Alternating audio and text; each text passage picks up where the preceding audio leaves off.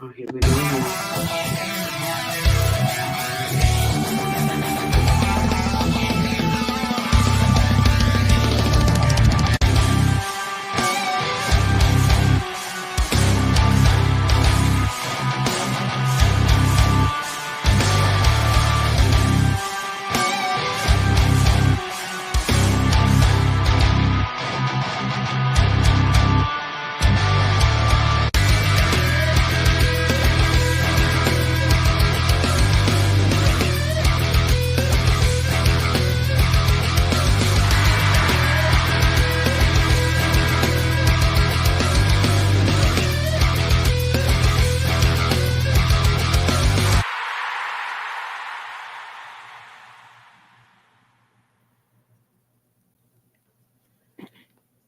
And the crowd goes wild. Hi, good morning, everybody. Good morning, everyone. Woo! Good morning, Lake. Good morning, Crazy Irish. You put on a beautiful spread for your. Huh? You put on a beautiful spread. All that cooking and cleaning up for your family. Oh, For your when I early did it things. early? Yeah. Well, when you got a big family and you got to kind of do this for these people and you're not, and you got to do another dinner for, it's good. Yep. And wanted to let you know that was beautiful. Thank you so much. It was a lot of hard work.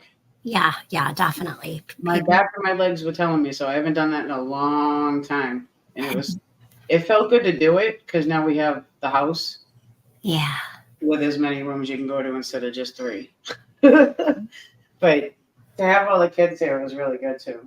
Yeah. It was loud and exciting for all of them. Plus, it was my granddaughter's birthday too, so she was 8 or 9. 8 or 9, I forget. I know. I loved that during the Thanksgiving celebration. You got a birthday right there in between. You put the cake right out. It's like boom. Yep. We had that on the table and all. Yeah, because I sent you the video. Yeah. Yep. It was fun. And you know what? Right before I should have kept the video rolling. Andrew couldn't find any good cards. He could only find to my niece. So he had to get a niece card. I was like, well, if for some reason, certain ages of greeting cards or birthday cards or anything like that, certain ages they skip. Right.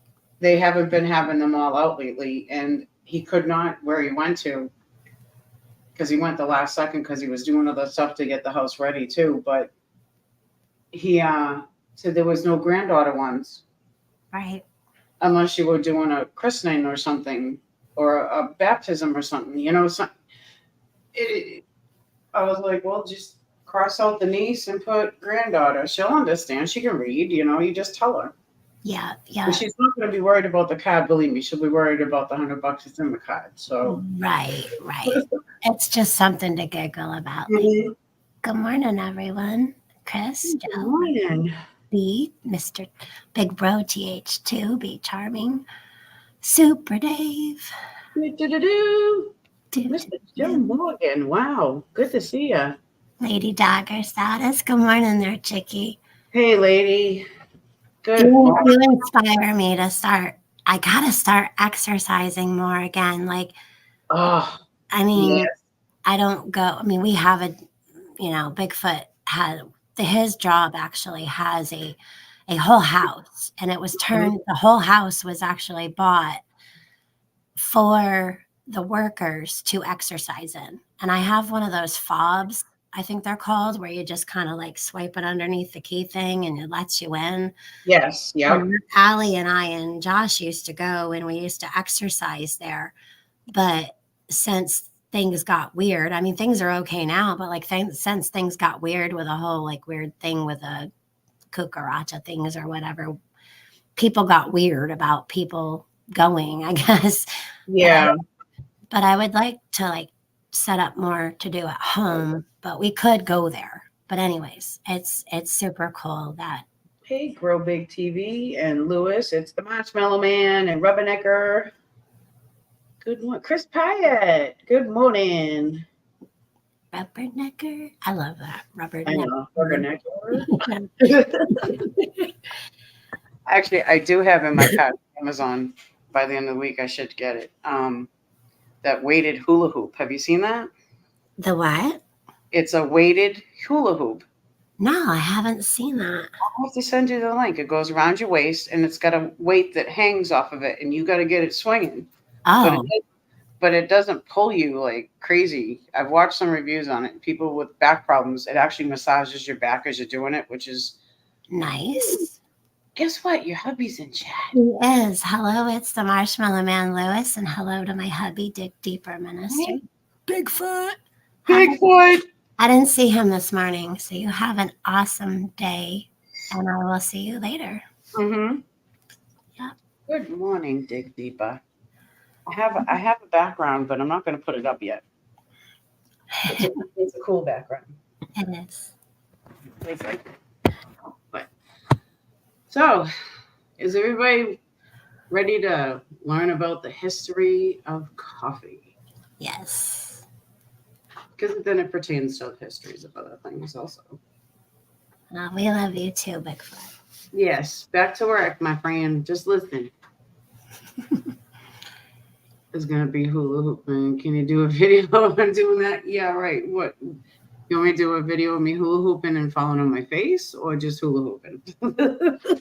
Super Dave says if you have good rhythm, won't you get bruised? Oh, I would hope not. Or if you don't have a good rhythm, I don't know. A weighted hula hoop. That's going to be interesting. I'll have to show you what it looked like. I'll send you the link in a minute. Yeah, I'll wait for others to get one of those before I bruise easy. I don't know, the way that it looked, it had like pieces on it that kind of, they're soft silicone pieces on the inside. And it's all by like chain link, kind of like. Okay. Idea-ish. But on the inside is, but they say that people's backs, and I just need to do something. Right. Because, I mean, we're all going to be stuck in the house pretty soon. Snow is going to come in for most of us, and might as well be hula hooping around the house while you can get work done. You can mop and hula hoop at the same time. Lady Dagger Status is going to listen so she can knock this work out. I think she's going to leave early to do work. Woohoo! All right, so I will get this up. Right, I have it going. This is my usual extra credit. Well, this part is extra history. Coffee.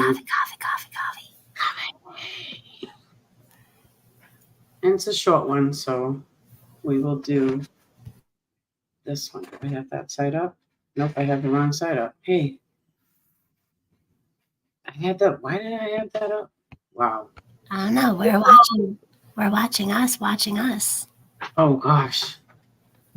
That's scary. All right. Well, here we go.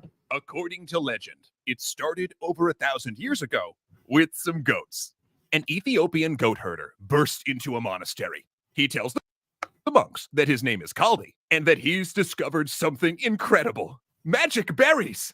See, he'd gone and looked for his goats, right? But found them munching on red berries from an unfamiliar bush. And then, get this, the goats were dancing, just leaping around full of energy. And then, curious, he tried the berries himself, of course. And just like the goats, he'd been unable to sleep that night. And he wanted to share this discovery with everyone as soon as he possibly could.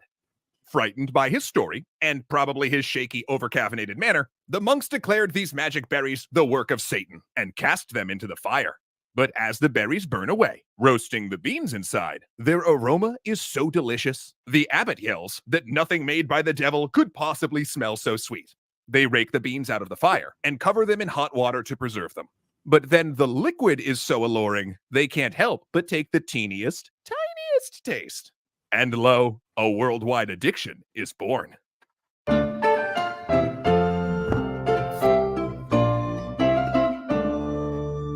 Thanks so much to humankind for helping us keep this history brewing. Mocha, Java, Joe, Brew, Cuppa, Tar, Jitter Juice, Rocket Fuel, or maybe most aptly, my blood type.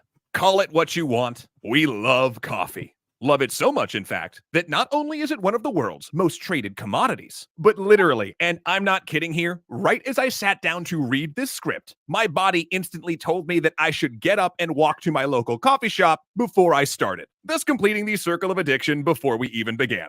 And this latte's good. From its obscure origin in Ethiopia, coffee's conquered the planet. And in the next 2 episodes, we're going to take you on a whirlwind tour of its rise and triumph. So grab your own double espresso and get ready for a highly caffeinated retelling of how the world's favorite psychoactive drug conquered the globe. Because while some might say that Kaldi's dancing goat story belongs in our other show, Hi Other Me, there actually might be some truth to this legend. Coffee is native to Ethiopia, and in an area where goat herding was a major part of agriculture, it wasn't unusual to let the animals, who basically would eat anything, try out unfamiliar plants to see if they were edible. Though that's where the truth probably ends. Because while in the legend, monks go straight to roasting and drinking coffee, in reality, people spent a while eating it. First the berries surrounding the bean, then blocks of roasted and ground beans held together with binding agents as sort of an energy bar. Other legends tell of Muslim holy men bringing coffee from Ethiopia to Mecca, including one that was supposedly made a saint in thanks. But historically speaking, all we know is that by the end of the 16th century, the drink had spread all across the Middle East, North Africa, and the Ottoman Empire. Of course, every new craze needs early adopters, and in coffee's case, it was the Sufi mystics, many of whom were merchants with trade links to Ethiopia. Famous for their late-night rituals, spent praying, whirling, and reciting the name of God, the Sufis quickly discovered that the bitter drink helped keep them energized during their devotions, and probably helped them get over their sluggishness before work the next morning. But coffee quickly moved out of being a niche drink favored by one religious sect, because it was ideally suited to become a staple of the Islamic world. In a region where alcohol was illegal, coffee served as an alternative drink for socializing and enjoyment. Plus, in a culture that prized academic learning, coffee became a favorite fuel of late-night study sessions. But it was also the method of coffee drinking that made it popular, because coffee was not, in general, a drink made in the home, but rather brewed and consumed at coffee houses. Due to the time needed in the preparation of the coffee, and the fact that the bitter liquid was served piping hot and could not be drunk quickly, coffee houses became a rare secular public space for conversations, business, and social life. Because at the coffee house, there was no rank or distinction, and people of all classes, trades, and ethnic groups talked freely about the issues of the day. And amazingly, that neutral space of the coffee house is still what you'll find going into a cafe nearly anywhere in the world today. And also like today, many coffee houses of the time tended to grow up around universities. Yet, as you'd expect, not every ruler was crazy about how this new stimulant was sweeping their previously caffeine-free cities. Some rejected it on religious grounds, get it? Claiming that it was a way of consuming charcoal, which was forbidden in the Quran, while other religious leaders preached against it, saying it clearly had intoxicating physical effects and therefore should be banned. In fact, in 1511, Khair Beg, the governor of Mecca, put coffee on trial. Oh, and I mean that literally. He propped a jar of coffee up in a chair and had his council of religious leaders lay out the evidence that it was an intoxicant, encouraged idleness, and caused people to spend time in gossipy coffee houses filled with loose talk and scandalous pursuits, like board games. They banned the drink. But Islamic laws governing intoxicants had all been written about alcohol. And those arguments kind of fell apart when pro-coffee religious figures pointed out that coffee heightened the senses rather than dulled them, and kept the drinker in control of their moral faculties. After all, if everything that had a physical effect was banned, that would include spicy food as well. So, yeah. Within months, a higher court in Cairo overturned the ruling. Truthfully, objections to coffee were often less about the drink itself and more about the coffeehouse culture that fostered political discussion, the spread of non-orthodox ideas, and the occasional political coup. In fact, Ottoman Sultan Murad IV, who himself had come to the throne as a result of a coffeehouse plot, was reported to personally wander the streets of Istanbul in disguise with a massive sword, decapitating anyone he found sipping the brew. Of course, his successor was more permissive. For a first offense, you got a little cudgeling, and then repeat offenders, of course, were sewn into a sack and thrown into the Bosporus. You know, logical punishments. This debate about coffee would continue for decades, with cycles of anti-coffee rulers banning it throughout the 16th and early 17th centuries, but the popularity of the beverage always outliving the sultans who repressed it. But you know, there were also commercial reasons for allowing the drink, because the Muslim world had found a new use for coffee. Selling it to Europe. Now, exactly when and how coffee first came to Europe is too obscure to determine. Turkish slaves and prisoners of war were observed brewing it in the Christian camp during the siege of Malta in 1565. And by the next decade, Venetian merchants were buying it in the port of Mocha, which is where that name comes from, and then bringing it into Italy as a drink for the wealthy. But as ever, the dark concoction brought controversy with it. Legends claim that several bishops requested that Pope Clement VIII ban the drink as satanic and non-Christian. But when Clement tried it himself, he declared, "Why, this Satan's drink is so delicious. It would be a pity to let the infidels have exclusive use of it." Now, did that happen? Probably not. But it does show how divisive coffee continued to be, and not only because of its association with the Islamic world. Doctors, probably spurred on or hired by tavern owners who didn't want the competition of coffee houses, wrote about coffee's supposedly dire health effects. One especially notable attack was the Women's Petition Against Coffee. Published in England in 1674, it offered a full 6 pages of body innuendo about coffee's supposed effects on men's performance. "The excessive use of that newfangled, abominable heathen liquor called coffee," it said, "has so eunuched our husbands that they are become as unfruitful as those deserts whence the unhappy berry is said to be brought." Humph. But the backlash was only a symptom of coffee's success, because not only did the drink come from the Muslim world, the culture of the coffee house did as well. Coffee houses swept Europe, but became particularly ubiquitous in London, where by the 1680s, they served as a mixture of public meeting place, business office, and news outlet for the rising intelligentsia. If you wanted to find someone, you didn't ask where they lived, but which coffee house they frequented. You could even drop them a letter there as if it was a post office, and they were always the best places to hear news and rumors, whether they be economic, literary, or political. And that was because coffee houses had specialty clientele. For instance, the Grecian Coffee House was the headquarters of the Royal Society, London's foremost scientific organization. And after stockbrokers were banned from the Royal Exchange, they coalesced around Jonathan's Coffee House, unofficially making it the first London Stock Exchange. Then there was Lloyd's Coffee House, which was popular with maritime traders and those who sold insurance to them, a clientele who eventually formed a society that would become Lloyd's of London, the most famous insurance market in the world. So yeah, coffee, or rather coffee culture, was helping to revolutionize international trade and commerce, a network that ironically would then help coffee spread around the world and revolutionize so much more than trade. So grab a cup with us next time as coffee.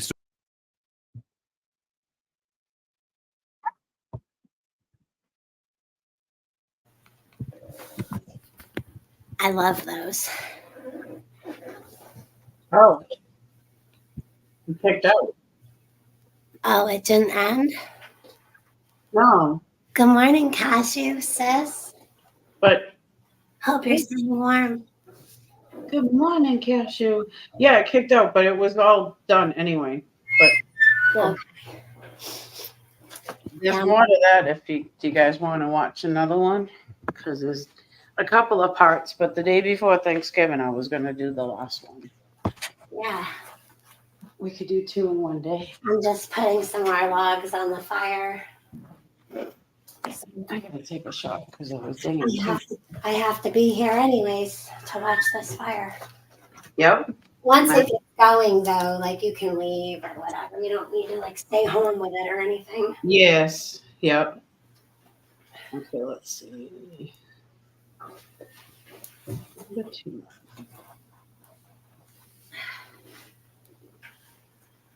This is now the history of coffee. Number 2 is called Global Addiction. Ooh. Coffee has many health benefits. It does. It does. It does. Absolutely. I've had my doctors tell me that coffee's particularly good for me in some ways and bad for me in other ways. However, they kind of weighed out those, and so Yeah. it's a good idea I drink it. Mm-hmm. Yeah. It does have some good health benefits. Don't go too extreme if you do have heart problems, but it's good for your blood pressure to a point. Right. Good to calm a headache down, just even a couple of sips of coffee or tea, but mostly coffee. Certain little benefits. Yeah. It does. All right, well, I'll get part 2 going. And we'll watch about the global addiction. Okay. It's good to have something globally addicted to besides what's been going on. Might as well have coffee, right? Right. I like to say coffee and friends and family and laughs, and it's good stuff. That's a lot more addicting and much better, healthier for you anyway, too. So Absolutely. there we go. All right. Well, 1683, Vienna. After 2 grueling months, the siege of Vienna is over. The Ottoman army is fleeing back to Constantinople, and the victorious coalition is pillaging their abandoned camp. And Jerzy Franciszek Kolczycki was key to this victory. A Polish diplomat and spy, he'd managed to slip out of the city to get help. As a reward, he can pick anything from the spoils he wishes. But instead of gold or jewels, he picks several cartloads of coffee beans and starts the first coffee house in Vienna. At least that's the legend. An Armenian Christian actually opened the first one in 1685, and Kolczycki's own coffee house, the Blue Bottle, followed it shortly after. But while not the first Viennese cafe, the Blue Bottle was definitely the most innovative, because to combat coffee's bitter taste, Jerzy Kolczycki served his coffee with milk.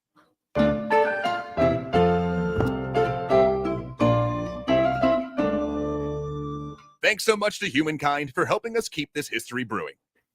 Last episode, we talked about how coffee houses filtered into Europe, how they fostered conversation and the development of business. But we'll let that steep for a minute and discuss the pressing matter that we're sure you're frothing at the mouth to know. What kind of coffee did they serve?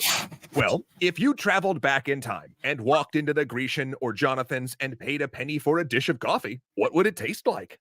Gah, pretty dang gross, actually. In fact, you might not even recognize it as coffee. First off, the beans would have been stale, having been roasted at their origin and then transported in non-airtight containers on leaky ships. It was also prepared in Turkish style, with the beans boiled along with the water, which is fine if you like that. But due to European laws that taxed the sale of liquids by the barrel, it had to be pre-brewed, left to sit, and then reheated before serving. The taste, however, wasn't really the point. Coffee was quite literally consumed as a drug, and the first coffee houses in London were well aware of this. In fact, they circulated handbills that described coffee as medicine that cured any number of complaints, while also pointing out that a businessman needing to work late into the night could use it to revive themselves. People, in other words, drank it for the buzz, both of the drug itself and the atmosphere of the coffee house. And not to put too fine a point on it, but that caffeine had an incredible effect. Because before coffee, the primary drink at all times of the day was alcohol. Tavern records from England and France show individuals drinking incredible amounts per day. And English and Dutch sailors were even given a gallon of beer per day, though granted that beer was only 1% alcohol, as a daily ration. Often you'll hear that this mass switch from alcohol to caffeine as Europe's most common drug, a depressant to a stimulant, created the Enlightenment and the Age of Revolution. But that's kind of too simplistic. Habitual heavy drinking continued through the next several centuries, and in fact, a trip to the coffee house was often done to sober up after a long night in order to overindulge again. But as drunkenness became increasingly frowned upon in the 17th and 18th centuries, coffee became even more favorable as a tool for a more sober, punctual, and industrious society. Caffeine, however, did have an effect on the increasingly addicted population of Europe. English diarist and public servant Samuel Pepys claims he drank 25 cups a day. And French philosopher and novelist Voltaire supposedly drank 50. German composer Johann Sebastian Bach even wrote the Coffee Cantata, a short comedic opera about a father trying to break his daughter's caffeine addiction, in which she sings a love song to the drink, calling it more delicious than 1,000 kisses, and crooning that she must have her coffee. Honestly, hard same. So yeah, it's fair to say that people liked getting their fix, and it made them more productive. But the social chemistry of the coffee house also made it indispensable in the developing Enlightenment as a public forum for conversation, literature, and politics. In fact, many even began publishing daily or weekly journals to inform about recent events and intellectual arguments in order to keep everyone informed and raise the quality of the conversations. Some of which, like the Tatler and Spectator, even became papers and magazines later on. And coffee houses also broke the church, government, and university monopoly on knowledge, as these conversations moved into the public sphere. And before long, they got nicknamed penny universities, due to the ability to pay a penny for a cup of coffee and sit listening to the greatest minds of the age. And as we mentioned in the last episode, revolutionary politics often brewed along with the coffee. For instance, in 1675, King Charles II tried to shut down the coffee houses in London because the patrons were criticizing him. A decision so unpopular, he reversed it immediately. So, while coffee didn't create the Enlightenment, it definitely helped it along. But there was an economic problem: supply. See, this new European drug habit had a single supplier, the Yemeni port of Mocha. In fact, all coffee drunk in Europe came via the Middle East or the Ottomans, meaning there was money to be made for any European country who could establish a new supply, which admittedly was hard to come by, because the sultans, understanding that they'd cornered the market, passed laws saying that beans must be roasted before shipment, meaning they could never be planted. So enterprising merchants looked for a way around. The Dutch East India Company were the first to break the monopoly, when one of their agents managed to smuggle a load of beans out of Yemen strapped to his body. The climate in Amsterdam wasn't right, however, and in 1696, the East India Company decided to try planting a crop in a warmer place, their new colony on the island of Java. The crop took off, and by the beginning of the 1700s, Java coffee was supplying most of Europe, knocking the Arabica coffee from Yemen out of the European market.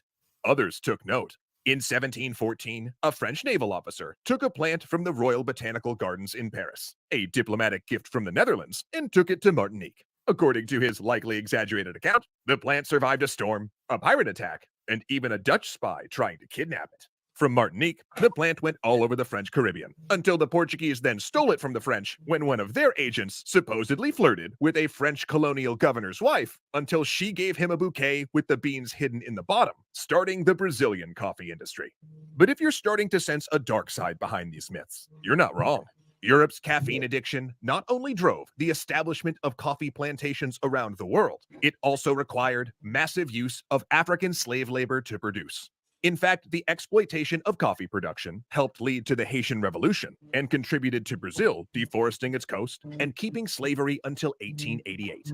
Sadly, this is the legacy that in some ways continues to this day, where coffee growers and laborers often face poverty and exploitation, leading to the fair trade and single origin movements. And the world only got thirstier for the bean-based rocket fuel. Because while Britain, previously the world's largest coffee-drinking nation, switched to tea, which was cheaper and easier to drink in the home, a new addict had entered the fray: the United States. The American coffee habit began with the Revolution, when disputes over taxes on tea made switching to coffee a patriotic gesture. And despite its name, the Green Dragon Tavern, headquarters of the Sons of Liberty, was actually a combination pub coffee house. But it was the Civil War that really kickstarted America's addiction. The Union Army considered coffee a staple good and issued soldiers a daily ration, and many drank the equivalent of 10 cups a day, often brewing it out of water so dirty even the horses wouldn't drink from it. The Confederates, by contrast, had their caffeine supply pinched off by the Union blockade and had to make do with unappetizing substitutes, brewed from roots, leaves, and ground peanuts. And funny thing, if you get hundreds of thousands of soldiers addicted to coffee, it turns out that the demand explodes once the government isn't giving them their daily grind. After the war, and during westward expansion, coffee quickly became part of American life. So much so that a whole industry developed to supply the need. These branded coffee companies, like Folgers, would roast huge quantities of beans in the East and ship them west in airtight sealed cans, pre-ground and ready for consumption in the home, meaning it finally tasted fresh and good. Then, Italian coffee culture made the next great leap after World War II, introducing the espresso, which I mispronounce espresso all the time. A small concentrated cup made under pressure, meant to be drunk fast while standing at a counter. And by mixing it with foamed or heated milk, they found you could make a massive range of drinks. Drinks that, ironically, became much more popular in the rest of the world, while most Italians still prefer their espresso black. And that's pretty much how we got here, from a mysterious plant that made goats dance to a worldwide industry. But what's most amazing about coffee is in some ways how little it's changed. Though the method of drinking it has evolved over time, we still use it to stay up late or get up early. You'll still see coffee houses cluttered around universities and can walk into one anywhere in the world and find creative or business minds and work on laptops or in meetings. Heck, that's how Rob wrote these episodes, a flat white in hand, sipping history. Cheers to that. But of course, coffee's not the only thing that shaped our past. All of history is a web of cultures influencing each other in countless different ways, which is precisely the type of microcosm that Humankind, a new 4X strategy game, is excited to explore. In Humankind, you get to shape this web for yourself as you rewrite the entire narrative of human history and combine cultures to create civilizations as unique as you are. For instance, from your humble origins as a Neolithic tribe, you might transition to the ancient era as the Babylonians, then become the classical era Mayans until you take a detour to the medieval Umayyads, before doubling down on tea as the early modern era British, and so on. But the really neat part is, over the ages, each culture you add maintains its own special gameplay layer, leading to nearly endless outcomes. Plus, you'll face historical events, make impactful moral decisions, and facilitate scientific breakthroughs. Discover the natural wonders of the world, or build the most remarkable creations humankind has ever seen. Each element of the game is historically authentic, but you combine them to build your own vision of the world. So if that sounds up your alley, Humankind is available to purchase now on Steam and Epic Games Store. Just click on the link in the description below and use the code Extra Credits to purchase the digital deluxe edition of Humankind. Not only will you be getting a great game, but you'll be directly helping produce episodes like the one you just watched. Thanks for that. That's right, Zoe. Ahmed Ziad Turk, Alicia Bramble, Casey Mustia, Dominic Valenciana, Joseph Blame, Kyle Murgatroyd, and O'Reels1 are fantastic legendary patrons.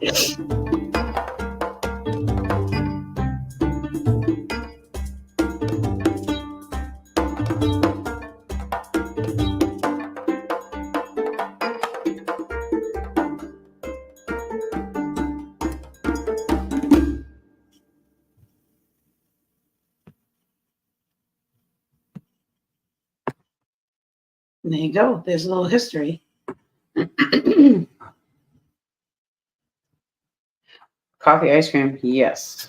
Oh, coffee ice cream, so good. Yes. Coffee ice cream. Put coffee ice cream in your coffee with whipped cream and sprinkle a little bit of cinnamon on the whole. Yes. Oh. A little bit. I was going to say a little bit cinnamon. Yes. Well, I'm glad I was muted during your airing of the cartoon because I was cleaning down below the wood stove, and meanwhile, and I always have like one door closed, but I had a log fall forward. We would have heard a hot coal dance. Well, we have a special hearth rug, and even though it will show a burn spot kind of a little bit here and there, but the hearth rug protects, So, but yeah, we've got welding gloves, so I just picked up the log with the gloves and the poker and popped it right back in there. Yes. I try not to freak out because staying calm in situations like that, you actually can act better. Yes. If you get freaked out during a situation, even as small as that. Yeah. But as a fire, mistakes if you're all freaked out, right? Yeah. As a fire burns, and you get your coals going, sometimes something kind of one of the logs just kind of catch just right where it might shift the logs on top forward. So yeah, it's always good to stay right here and not be like stay alert. Yeah. Drink your coffee, stay alert. Yeah, drink your coffee and stay alert while ramping the wood stove. Yep. So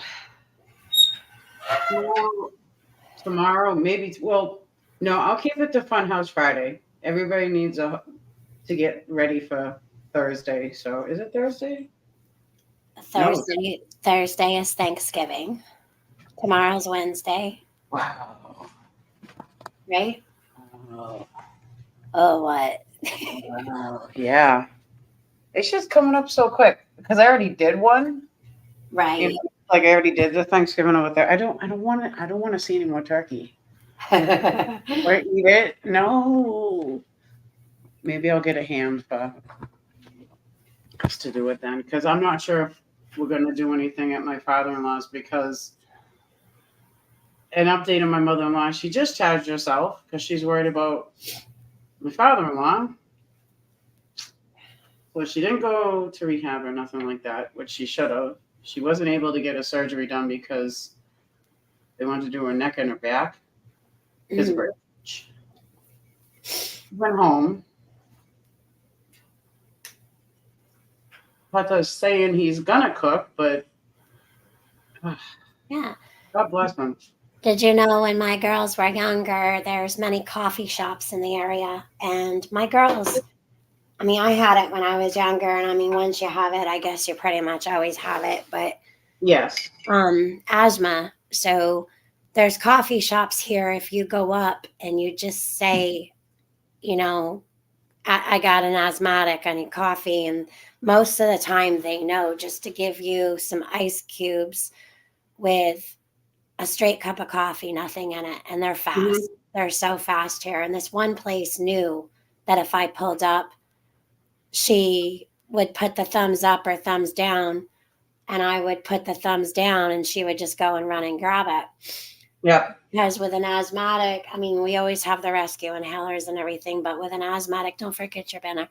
With an asthmatic, that coffee can get you time before you can get them their I call it their puffer. Yes, it stretches. But Yeah. it also has a potent source of antioxidants. Mm-hmm. And Yes. it also helps the microbiome of bacteria that aid in digestion and boost immunity. Mm-hmm. It also reduces the oxidative stress. Yes. Yep. So it can help with certain amounts of stress. Of course, it's always, what do they call that? Short-lived. In other words, for short-lived. It's a short-term fix, I guess. Yeah. Quick fix. Yeah, but we know that some people are sensitive to coffee. So if you're sensitive to it, I'm sorry. You can have coffee flavored milk though, if you like. Right. You get the taste. I mean, Right. you don't get the caffeine, but you Yeah. know, some things that you may take on a regular basis for your health, prescribed by a doctor, can limit Mhm. your tolerance to caffeine, or make it safe to drink, but in low moderations or whatever. But yeah, I mean, coffee's good for you. yeah, And it's good to you do a tolerance break every now and then too, because sometimes you have too much of it, and of course you want more and more because you have to fulfill more of a need of it, but then you get grumpy, like not grumpy, but angrily, like sometimes. Yeah. Just pull back on it a little bit, and then you can go back to the way you were. But yeah, no, it's a good no nut milk and coffee. Yeah, oh, no, shush, because that's all I can have. So there's filtered coffee and unfiltered coffee. And Yes. Unfiltered coffee contains, 2 compounds that can raise LDL cholesterol in some people. Mm-hmm. Yep. That's why a lot of people that have high cholesterol, they're told to drink decaf. Like you can actually get the other. They're filtered, like just said, they're filtered down. Take certain components out that you don't need. Yeah. So No nut milk. Yeah. And also it's like what you add to the coffee. So if you're drinking just black coffee, which Bigfoot often does, if you're just drinking, straight coffee, that's one thing, but you got to be careful with what you put in it. you have to put nut milk into it because I can't have the dairy. So I go lightly with the nut milk. I don't go do a lot. But after I have 1 cup of coffee with, yes, some nut milk in it. So my oldest and middle daughter, they put almond milk and or coconut milk, and also they have an oatmeal milk that they use. Tried the oat milk, and it's okay with certain coffees. It does bring out certain tastes in coffees because you're having something that's more organic with an organic compound. But yes, sometimes, I mean, because everybody's used to cream or milk, half and half, whipping cream, whatever. But when you get down to switching over and you have to do nut milk, the tastes are different. But now if I have 1 cup of coffee with just coconut milk in it, my second one, I can do pure black. I was never able to do that before. Did you know that coffee can reduce your risk of dementia? Yes. Yeah, they found that during the Frontiers in Aging Neuroscience, and long-term study was published actually in 2021. Mm-hmm. Yep. They've been getting pretty good with it, with the more studies on all that. So it improves mood, which I know for me it does. It can also assist you in your workouts. See, Lady does almond almond milk or oat, but the nut creamer is yeah. I use the one I use. I forget the name of it. It's Califia or something. It's oat, almond milk, and coconut milk mixed together, and it's toasted almond. I mean toasted coconut, so it tastes really good. And that I actually have over some cereal too, because I can't have milk. If my sugars go down, I'll grab a cereal, and I'll have some coconut oat milk, almond milk on it, and it's really good actually. So, did you know in most cases, considering all the healthy heart benefits in your morning brew, Mm-hmm. no surprise that coffee is linked to a longer lifespan. It's protective in other ways too. A new study published in the European Journal of Preventive Cardiology suggests that drinking 2 to 3 cups of coffee per day, whether it's caffeinated or decaffeinated, Mm-hmm. or instant, not only reduces of not being here anymore from cardiovascular diseases, it Yeah. can lower the risk from not being here anymore. I always worry about my words on YouTube, but Yeah. caffeine doesn't get all the credit though. But as researchers pointed out, caffeine also contains more than 100 biologically active, good for you components. Mm-hmm. Yeah. They also been doing a lot of studies with certain cancers too, with caffeine, but they're still, everything's still being studied and examined and everything. But Yeah. I told her, Banner, but she forgot. yeah, hold on. I did say I was going to do that after the video because I cut out the bottom of the video. I was just going to wait. All right, here we go. But for numerous studies have shown that coffee drinking is associated with a lower risk of dying from all causes of death. However, associated with cancers overall, with a specific type of cancer, it's unclear, but they're still getting to it. But they have said in certain articles I've read that it helps. This is only from what I'm reading. I'm not an expert. They're the experts over there, but this is only from what I'm reading, that it helps prolong from getting anything like cancers and stuff because the way that coffee goes. I don't know. It's just a good thing. Yeah. Yep. Woohoo! Nut house. Hey, there we go. Good morning, Mr. Peanut. Got your nut juice going with your coffee? Woohoo! Woohoo! Love coffee. Let's see. I did send some invite out. I'll send another invite out if you'd like to come up, Mr. Nut. It's always good to have a nut. And look, you have your cousin Cashew is in the house too, talking with you. Yay! Yeah, we got both the nuts. Yeah, we were just talking. Crazy Irish showed extra credits cartoons about the history of coffee. The history of coffee, yes, and Fabulous Friday, Funhouse Friday.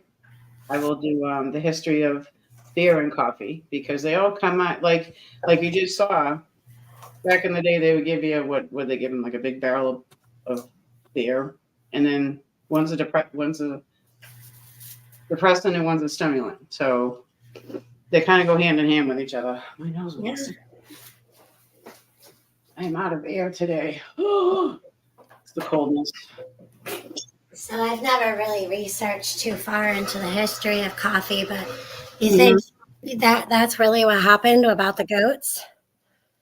Yeah. That the goats got all, because goats are pretty wiry sometimes anyways, but right. They must have been really bouncing off the walls, or as they referred to, dancing goats. And I'm like picturing this for the happening for the first time and how they noticed this. Because we always want to know how did, I always like making the joke about the egg. Like, who found it a good idea to like pick up an egg and like cook it? Like look where it drops from. Like who was them to be like, it was poop. That looks good.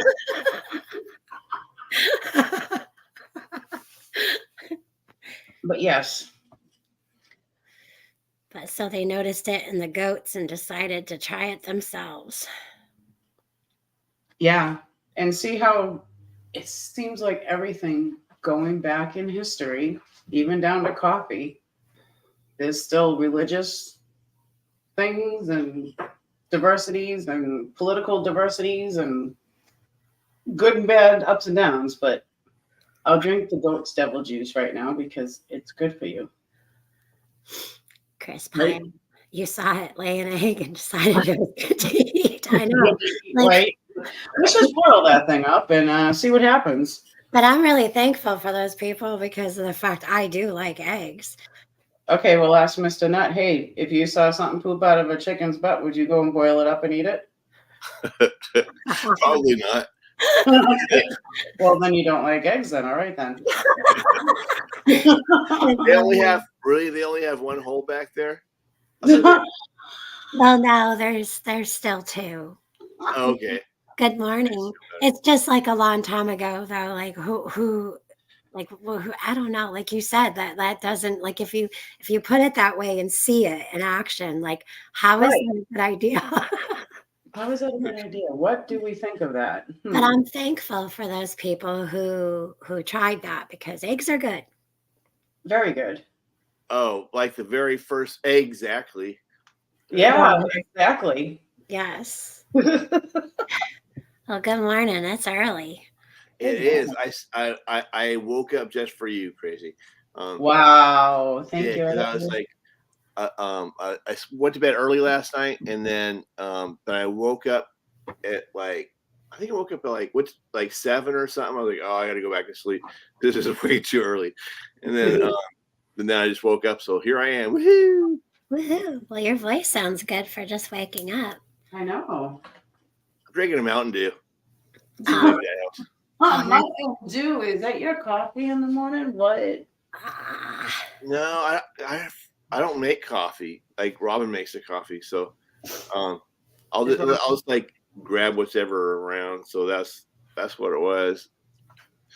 Nice. Do you have a Keurig? Do I have a what? Keurig machine.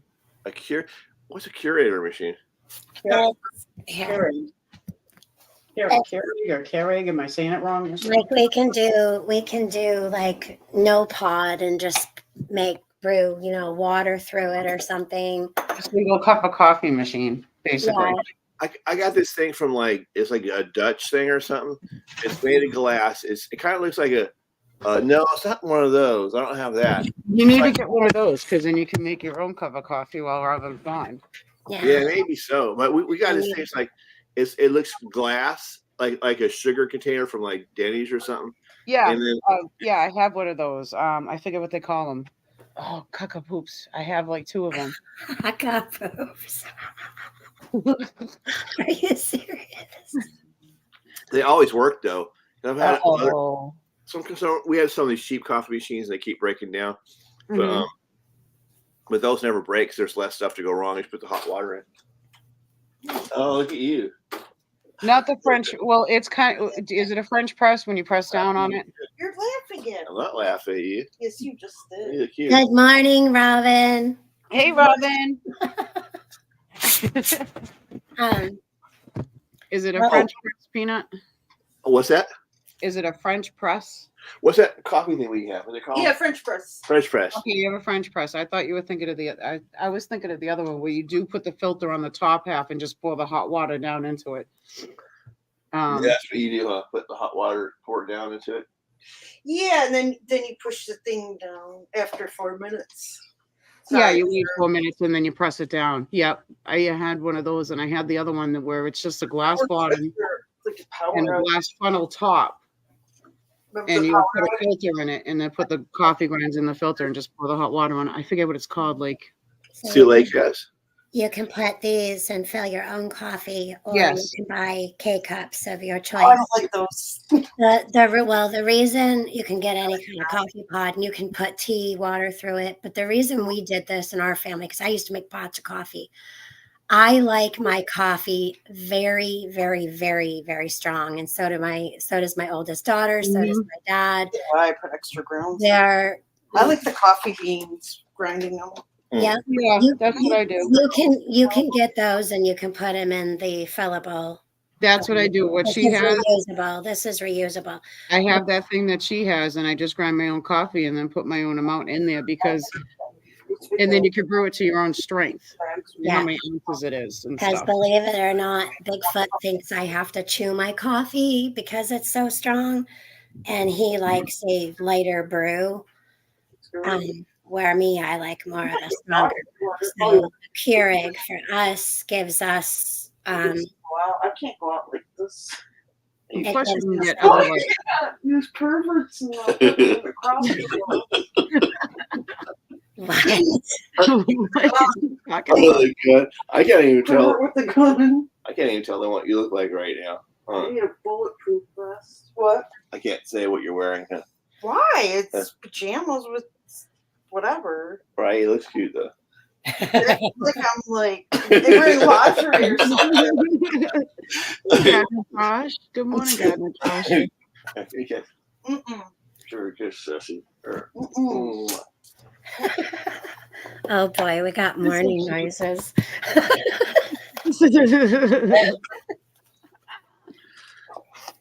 They've got got like- coffee this She's got morning. one Mhm. We got some stuff on clearance. Like, so she's wearing like these like black and white socks, like striped that go up like thigh high or something. No, they're knee high. Knee high. Oh, knee high. Beetlejuice socks. Huh? Beetlejuice socks, I call them. Yeah, kind of like that. It's But actually Nightmare Before Christmas too, similar. Mm-hmm. Yep. What were they? $5? There was a bunch of them, wasn't there? In the pajamas. Yeah. It came with pajamas. I like and these ones though, socks. because they're black and white. And like, Mhm. then there was other ones that were like, I like the purple and green one. purple and green look pretty cool too. Oh, those are cool. Yeah, with the stripes, like they go up the socks or something. Mm-hmm. Oh, a percolator? Rubberneck is saying a percolator. Yeah, you can get a percolator. A percolator. A percolator for your coffee. I don't even know what that is. All you guys are Well, running it's way too much similar about. to a French press. It's a little Is it like a French press? Well, similar, I think. Yeah, it's got the There's a Is it- couple of different kinds of percolators. There's a percolator you can put on your counter and it has a cord. And then there's another percolator that you can put right on the fire or your stove. Mhm. And then there's another there's another one that you can, it doesn't go on this really much. Oh, it's like a separate thing, huh? Like Yeah, like I don't have the corded one anymore. I keep this one hanging up and I don't use it very often. So if there's dust, please don't judge me because I'm Oh. just going to show it as is. I know what I have. I have a Chemex. It's called. oh, I know. That's why I see that they go when they're ready, right? Yeah. Yep, that's old school. So you That's would, way old school. Yep. you would put your coffee in here and you'd put your water in there. And as it heats up, it just percolates and gives you a huge cup of coffee or pot of coffee. And then it, Let me see. you hold it What there. about that, Rob, with the percolator? Like you put on the stove Yeah, top? those are old fashioned. I had some Yugoslavian neighbors that used to use those on the stove. It was like an old red metal one. Okay, I have what is called a Chemex. I'll show you what a Chemex is. What I was trying to ask if you had the filter on the top half. Watch, I'll show you. Okay. This you do fresh ground coffee, and then you brew it, Oh, yum. Those are nice too. Those are and you pretty. put a filter on the top half, and you just pour your hot water over it. I have one of those. Oh, okay. Trippy. It looks like an hourglass or something. Yeah, doing it. Those single cup ones out of like coffee filters and kind of make like a tea bag, but make my own coffee like tea bag. Mhm. Yep. You get the bamboo filters and you got to fold it a certain way. It's like one big giant sheet, but you have to fold it to make it into like a cone. Right. Yeah, or you can take it, you can like wrap it, kind of twist it at the top really good. Yes. Yep. And then But there's- this one, you just put the coffee grinds in and you just pour the hot water slowly over it. And then you, it will sink down just like it was in a coffee machine. It looks like a top hat. And you that's it. cannot I send- have that one. See, he's got a little top hat to wear. Well, this is good. Like if you have to boil water outside or something, and you put grounds in here, Yep. and you get your cup, you put this thing on top, and slowly boil the water through here. Or you can actually do that in your coffee pot without turning your coffee pot on. As long as you have a way to boil your water, you can actually just slowly pour That's into like your the Chemex. Yeah, that's like Oh, the interesting. Chemex. See that, Yeah. Robert? yeah. Can you show me again I real saw quick? it. Wait. Oh, Yeah. yeah. It's cool. Sure. So it's just this little. You can get metal ones, Mm-hmm. and you just put a coffee filter in there, and you just stick it over a cup, and you pour the hot water into your cup. Do it slow, but you don't have to be like majorly slow. Yep. Right. I mean, you can fill it and go to the thing and just don't overfill your cup. That's I'm all. not too lazy. I just want to go out like this, and I don't want to change the clothes. Thanks, like- You're welcome. I like coffee, so I have to make sure that I have all ways to make coffee always. And I'm finding that I don't do these things very often, so I'm putting everything in the sink because it's dusty. And this conversation kind of goes with the theme of coffee, right? Hey, it does, right? Gardner Josh has an AeroPress. I've never. Yeah, I'm gonna get burgers. you guys, I'll be right back. I gotta get some water out of the car. Okay. I don't. Well, Robin can stay and hang out and talk. to Yeah, us. exactly. Yeah, Oh, Robin, yeah. if you want to unmute, Yeah. Peanut Come butter. hang out with us. It's okay. Yeah. But yeah. So Gardner Josh has a AeroPot press. Just add hot water. Oh, cool. And Super Dave's got to go to the automatic drip. Put 10 cups worth of coffee grinds in your automatic drip pot, but then do 5 cups of water, double the strength. That's actually how you would make iced coffee too. You use your double the strength because when you pour it over the ice, it kind of dilutes it a little bit and makes it even. Right. There's actually brews Mhm. already done too for iced coffee. To do cold brew is pretty good though too, because all you need is like kind of like a tea pouch. Yeah. Something that you would hold that would definitely the grinds would not filter through. Just make a big pitcher of water and put the pouch in there and put it in the refrigerator, let it get cold and let it sit for a couple days. I think it's like 3 days and you got perfect cold brew iced coffee. It's A pretty lot good. of hotel rooms have pouch coffee. It's like a coffee pillow. Yeah. Yeah. And they have those little coffee pots in the rooms, and it's like this little pillow of coffee that you put in there, and it's like, boom, coffee. Yep. Coffee Because pouch. sometimes you don't always want to go downstairs for breakfast right away. You got to have coffee before you get people downstairs for the free breakfast in the hotel. Yep. I used to get those from my grandma because it was easier for her to make. It's just like making a cup of tea. You put it in the water and pour the hot water over it, and there you go. Right. And especially like, yeah, with arthritis, when arthritis gets tough and your hands start shaking and you're trying to get the coffee grounds and put it where you need to. TH2. Peanut doesn't make the coffee because it reminds him of a family member who was boiled. Oh, well, yeah, he said that Robin makes the coffee, so Yeah. Uh-oh. that's sweet. That's too funny. So what's everybody's plans today? Well, I gotta get. Allie was up a little late because we all were over late at Bushcrafts and then the Vineyard Checks on Monday. Yeah, for Monday nights. So I gotta do some things here real quick, and then we're gonna be going into the out. Not for Thanksgiving stuff. That stuff was already bought. Mm-hmm. The turkey's been in the refrigerator since Thursday because ours takes about a week to defrost. Yep. But today I just need to go get normal things. Yep. And then I'll be getting some more K-cups because those I actually will, because during the holidays, we will get what? Sorry. Though that is kind of easy when you have a crowd, the K-cups. Sorry, no. Yep. Yeah. So I'll be picking up some different ones that we normally don't have, I guess. But Right. other than that, like this isn't a shopping for the holiday. It's just kind of stuff that we want to put back for the months of the winter and just get. Now, did you make room? You've been making room in your fridge, like you said? I've been working on it, but tomorrow it'll come a day where like I'm just going to have to just do it regardless. So It's Super Dave is Yeah. TH2. His southern relatives are on the barroom floor too. Oh my goodness. Yep. No, because everybody will be bringing desserts and cold things, and we'll need the room to put the leftover stuff. We personally send everyone home with bits to eat the next day. Yep. Like my brother can bring it to work, and my sister-in-law, and like the kids can make a sandwich the next day, at their house, or a sandwich. A sandwich, yeah. I like to put turkey, sausage, sage stuffing, and a thin slice of cranberry, and I put a little bit of mayo on it, on the bread or the brioche bun, and that's my sandwich the next day. No, you gotta smother it with mayo. That sounds really good. You gotta smother it with what? Mayo.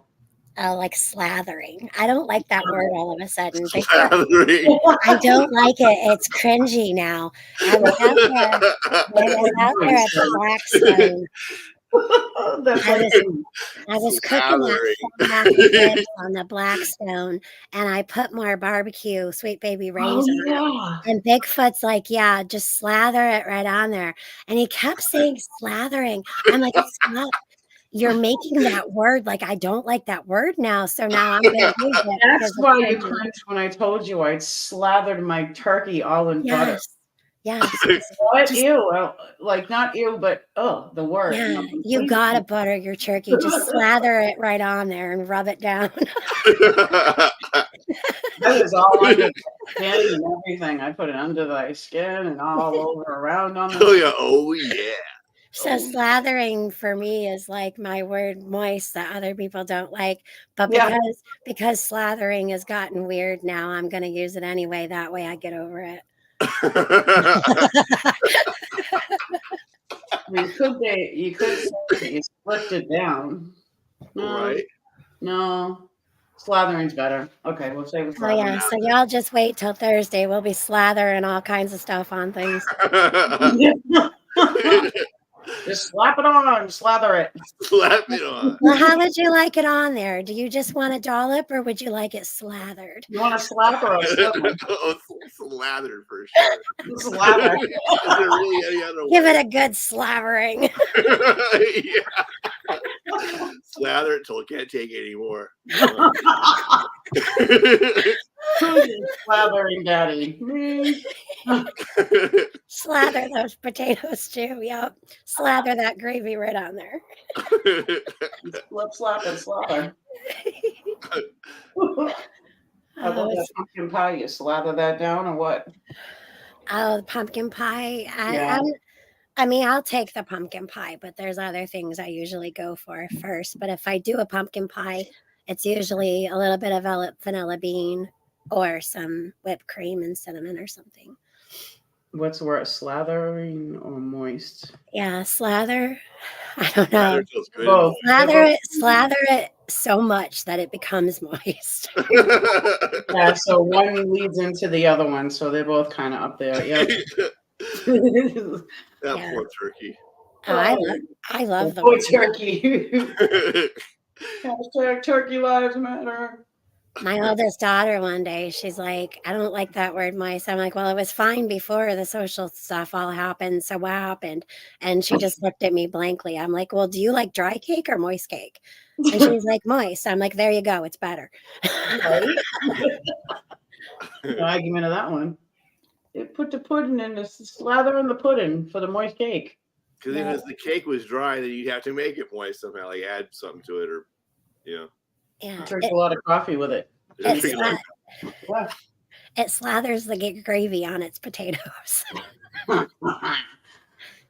Oh goodness, this one kind of.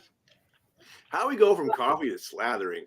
I don't know, but I think the kids will have a half day because I see little kids with book bags that I've never seen before. It could be today and tomorrow. Mm-hmm. Usually they have a half day before Thanksgiving, and then. No, there's no school tomorrow for up here. There's no public school. They just had Monday And then they had Tuesday, some of them or all of them have a half day for, I think it's parent teachers conferences. Mm-hmm. Mm-hmm. Yeah. So the new market, the Yes. first marking period will be. My youngest one is 24, so that was the last time I was in school like mode. So I Yeah. have no idea what goes on when. So, all right. So Thanksgiving, U.S. is the 23rd on Thursday. Yes. So, That's the last Thursday of the month. It's no, second it's- to last. It's It's the what? second to last because the following week after that is St. Andrew's Day, which is my husband's birthday. I So thought like it was supposed to be the last Thursday of the month for Thanksgiving. it used to be. They changed that. I don't know. Everything's been getting changed. So I thought it was always the last Thursday of the month too, Me but too. now it's I the thought second. it was the third Thursday, but I don't know. Oh, okay, third Thursday. Yeah, and sometimes there's another Thursday. Huh. Yeah, so it's the second to last Thursday of the month. Let me go to my calendar. So yeah, this year the last day of November is on a Thursday. So Yep, the 30th. Yep. Because wow, Mm-hmm. I just want the tree up. My family fought me this year. They're like, "No, Mom, no." Switching soon because hurry up Thursday, because she wants to. It's like the last day of October. It's like I get in holiday mode and I just want the tree up then. But no, we have to do all the pumpkins and the fall things and the cutesy things of that holiday, which is good with the fall. And we shouldn't rush it because this is a different kind of time with Thanksgiving and we have to be where it's at with that. And then we go to Christmas. I get that. I'm rushing things and I can't help it. Yep. KK over at the Vineyard Chick says, I guess I found out recently in the past couple of weeks, or I guess it was last week, I found out that she's like so ready too for the Christmassy things. Mm-hmm. Is she a sister of them or the mom? So she is 18. So she is an adult and she's the oldest sister out of the two. So Oh, interesting. Oh, okay, that kind of makes sense. yeah, so the other one's driving and the other one's just turned, I think 10 or 11, 10. Yeah, 10. Yeah. But they're awesome, aren't they? Yeah, Mhm. super cool. Yes, but KK is an adult officially. I believe it was the 18th of, was it October? September? Yes, I think so. October, I thought. Yeah. I thought it was October. It could be wrong. It's either September or October, but either way, she's 18 now. Yes. Yeah. And then Miss Allie will be 18 soon too. Yes. Right after the winter. You know what? Her little dance yesterday, I was talking to you earlier, you called the dumpling dance. I don't know, for some reason I want to call it the dumpling dance because she kind of looked like a dumpling all wrapped up in the blanket. Oh, the one I sent to you? Yeah. Yeah, that'll probably be coming out. So Ollie's decided that the weird things that we do around the house, that we should kind of start showing how really weird we are behind the scenes. Well, kind of the dumpling dance because it was her and Dumpling Danny. Yay. Yeah, so she had a moment. We watched a movie the other night, and the thing that was on the TV, I forgot what it was, like whether it was Tubi or something like that, where you get the free movies and you got commercials on them. Something started to play after the movie that we had on, because if you leave it on, another movie will just choose to play. I don't know why, it's random. And I don't particularly like this movie, but it was one of the last Chucky movies. And there was this creepy song playing before the movie started. So she grabbed a blanket, wrapped herself in it over her head and everything. And she was doing this weird little dance, and the dog was involved. It was very strange. It was a dumpling dance. Yep. Okay, you're not the only one. Like, Rubbernecker said she already put her Santa Claus decoration on her porch. Yeah, every time I bring something out, Bigfoot points and tells me no. Yeah. Hey, Iva. Good to see you, hun. Hi, Iva's journey. Woohoo. Yeah, so Christmas is coming, but at least we're all remembering Thanksgiving first because obviously the chain stores have not, and some grocery stores. Yep. So Yeah, we started Turkey Day having, comes first. Don't forget. it was July in many stores up here where Yes. it was Halloween, Thanksgiving, and Christmas stuff was all out in July. Yes. They're pushing it Wow. every year. Yeah, July. They're- Damn, that's like way early. it was Way, ridiculous. way too early. Yeah. I'm like, It's summer, Super ridiculous. summer's not even over then, you know? I know. Yeah, that's not what I'm not thinking about. Although I used to have like Jingle Bells as my ringtone, and it'd come in July. You know, people call me.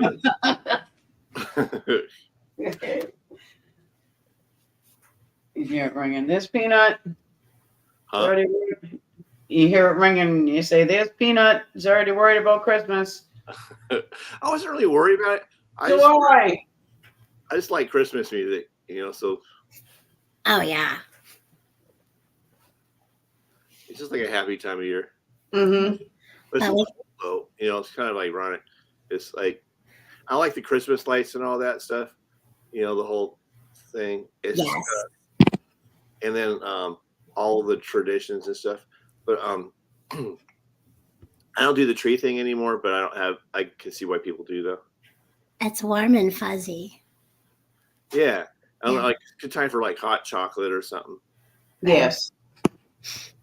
But, you know, Thanksgiving too is to remember how thankful we are for what God has done for us, you know, Jesus and the forgiveness of our sins, and to show gratitude for him for everything that he's done for us, and to show that we're thankful for our family for just everyday things, and Mm-hmm. appreciate one another. And we can't skip right to Christmas because this time is really, really important, you know, because we are disobedient and we are sinful. We have a sinful nature. Josh and I and Allie were talking by the wood stove last night about how babies are born, and it's odd because we're not taught these things when we come out of our mother's womb. But, you know, I got thinking about when I was younger, like we got thinking about how the first time I stole, I was little, like under 5, and I didn't just steal. I deceived and then I lied about it. So we were talking about that last night on how like babies are just very they're very cute babies, you know, they're so Mhm. sweet, they're little mush puddles and they depend on you for everything, but it's like they don't have anything outside of themselves. They know what they need and they have to have it. So they cry and they whine until they get what they want. And obviously that needs to be fulfilled because they can't fend for themselves. But as they grow, they become kind of selfish and manipulative. And we have to teach them, no, you have to wait. And no, you have to say thank you. And we have to teach them to be good because Oh yeah, you're right.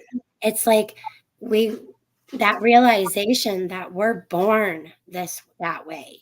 And it's hard to think that because you think of these precious little babies and they smell so good, their skin's so soft, and they have these chubby little cheeks and they're so innocent and so sweet until they're not. Yeah, like that terrible 2 stage, or that I had terrible ones with my kids. But Just when they start talking in general, that's when it starts getting bad. You know it. I know. When they start school and they start getting rooted in them with all the other things the kids were taught, and it's like, oh boy. Oh, it kind of warmed up outside. Nice. So cold. So do you think that that parents ever don't teach kids what to do, like when they go to that stage? Well, of course, there's people who, you know, are not so good themselves, and then they have children, and then they're out there teaching the children their ways, and it's like a big. It's just, I don't know. It's not good. Like I have a problem. My husband and I we kind of have an argument about that there's no good people, not even me. There's no good people. And I have a problem with that because I'm like, no, there is good people. So Bigfoot likes to put it this way. Have you ever stolen? Have you ever this? Have you ever that? Well, of course we have. Even though we don't do those things anymore, you know what I mean, as kids or whatever. It's like embedded into us. We have to be taught not to do these things. We have to be taught to be good, but it's already happened. Like there's no perfect person. God sees no perfection, only in his son, Jesus. That's the only one so far. Amen. Amen. You know, Yes. if you've ever lusted, you know, and I don't mean in action, but if you've ever had a wandering eye, male or female, I mean, if you've ever wandered with your eye, or you know, and there's so many things. And when Allie and I listened to him about this, we realized, like, wow. But we're thankful because God knew this, and that's why he went to the cross for all of us, because all of us are not perfect. All of us are sinful. Right. And we all learn from our mistakes too. You know, you learn from your mistakes too. That's why we're apt to make them. Yeah. You know, you got to learn. But I still argue that there's good people. I still argue with him that yes, there is good people. But I get what he's saying as well. I do. Mm-hmm. I do. And yes, lady, have a good day. Lady Dagger status is she got a game. When I was growing up, I was like I had like a lot of sibling rivalry with my older brother and sister. They were twins. Mm-hmm. I always kind of felt like they weren't really put in check enough. You know what I mean? Like because they were the first, right? What's that? Because they were the first. Yeah, they were the first. So like, so kind of like made me like come out to be like the problem one or something. You know what I mean? You know what I mean? From just being naturally going through the process, right? Maybe it's just me, but like, and then my younger brother was born 2 years after I was born. So when I was going through terrible too, so probably just sealed the deal. You know, I don't know. But I always kind of felt like, cause like, I remember one time, when I was growing up, like, my older sister, she was talking to my grandma, right? And she's like, hey, cause you know, I was kind of minding my own business because nobody, you know, kind of listened to me. And she said, hey, grandma, what are you gonna do with the house when you die? Right. And I thought it was kind of tacky, you know what I mean? Like I wouldn't have done that. Right. But, and to me, that's like just one example how somebody who's not like, you know, put in check when they're being raised, and it just allows that parts of their personality to flourish like that, I think. But maybe I'm wrong. You know, it seems like to some extent when they come out, you know, when kids come out and all that, that they're already kind of, their personality is already sort of intact. This, you know what I mean? Like there's some things that they learn from their environment, but I think there's some things that like their soul is just who they are regardless, right. You know? Hey, Harvest Mary Moon. Yes, no, I agree. Because, like, for my kids, my youngest one has an old soul. A very old soul. That's, you know, it's funny you mention that because that's the exact word I was going to use. Some like some kids are just like an old soul. It's just how they're born or something, you know? Right. Well, like, plus babies can hear while they're in the womb. They can. Yeah, around 5 months. Yeah. Take days and weeks, but around 5 months, yes, babies can hear outside of the womb. Yes. So they're already being conditioned into their outside of surroundings before they even come out. Yep. Like, hey, David Divine. Good morning, David. Happy coffee time. Yeah. Go back and watch after the 2 cartoons. They're so cool. Crazy Irish shows those things with history of different things from time to time, and we all really enjoy them. Mm-hmm. Thank you. And then I will do the history of coffee and beer on Friday. On Friday. Freaky Friday. Fun House Friday. Yep. So, yeah, but yes, your environment around you, they absorb it in. They can hear. They might not understand fully, but they can hear, and then they get used to it. To what's going on and how they should be acting and stuff. It's how they pick up on the other people that they're around, obviously, because the mother's around them, being in the womb and everything for babies. So yes, definitely rewind. It's a good thing. So it was good to have you here, David. Always. What are you laughing about, Peanut? Oh, I was on this other channel. Oh my God. There's this guy that was on there. Like, you know who it is, but I'm not gonna say it out loud. Yeah. And he's just he's a little weasel guy, right? And he was on there, I have no respect for him whatsoever. And so I know he doesn't like David Devine, so I was like, oh my God, David Devine's great. You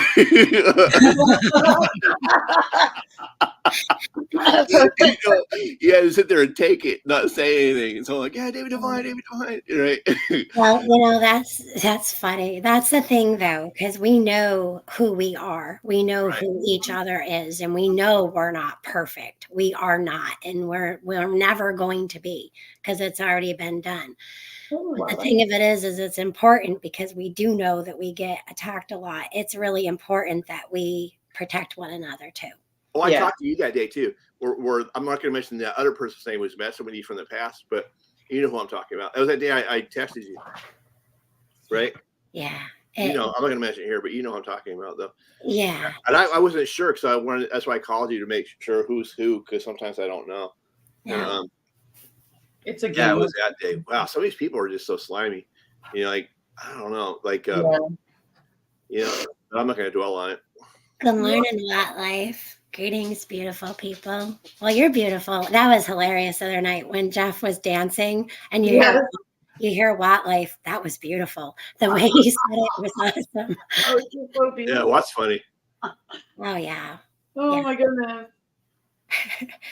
But it's important to uplift one another and not let that seed penetrate each other, because that stuff hurts, you may think, okay, well, they seem like they have thick skin, or maybe we just laugh through it, or maybe we just fake it till we make it. Things that hurt us in life, sometimes all the time, you have to choose joy and keep going forward, because first of all, there's no life in the past. It's already happened. There's no life there.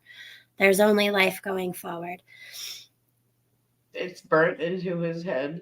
He says, never will I ever be able to unsee the dance. Yeah, well, I appreciate Jeff doing that, because that was such a tension breaker in a way. You know what I mean? It was really good. It was good to have a good laugh.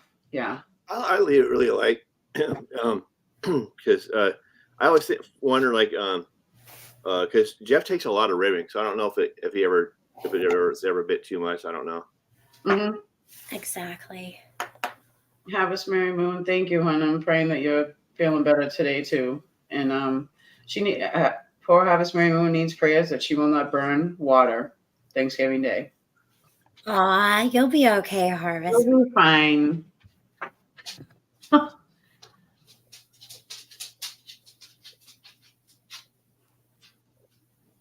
Yep. Yeah, that's true, Watt. That is so true, Watt. Yep. Absolutely. Absolutely rootin' tootin'. Well, I've gone over my marker. I was gonna only go on for now, but we had such a gracious blessing with having some peanuts up here with us. Yes. So I had to stay longer. That's awesome. Ashley and David and Watt, Ginger. Yeah, I want to make sure I caught your show, because you haven't been live in a while. Yeah, I'm starting to feel a little bit better. I was kind of down a little bit after Mom passed, but I'm getting there. I need to do things to get my mind off of things, you know. Yeah, that makes sense. That's how I go. So. Yeah, because usually I'm not up this early, so I thought I know. This is always way early for me. It's like And Sundays are Sundays early. are hard too. So I'll miss like sometimes I'll miss this what's her name, Vineyard Chicks or whatever, and then finally be awake in time to catch Josh. Bigfoot's stream. Yep. So it's yeah, and then once my work schedule changes, it's kind of then things might be different. I don't know. Yes. Oh, well, that's awesome, Ginger Ninja. Did you see what Ginger Ninja said? Praise report. All the kids in my family with RSV are doing better. The newborn got to come home. Awesome. That's awesome. That's really good news. That is good. And there's a huge uptick with the kids right now. Yep. The other thing is, like, I don't have time to watch everybody stream. Like, I think one day I started off watching, I don't remember what channel. It might have been Bushes or somebody else. I don't know. And then we're on Lake's channel, and then went to like 101.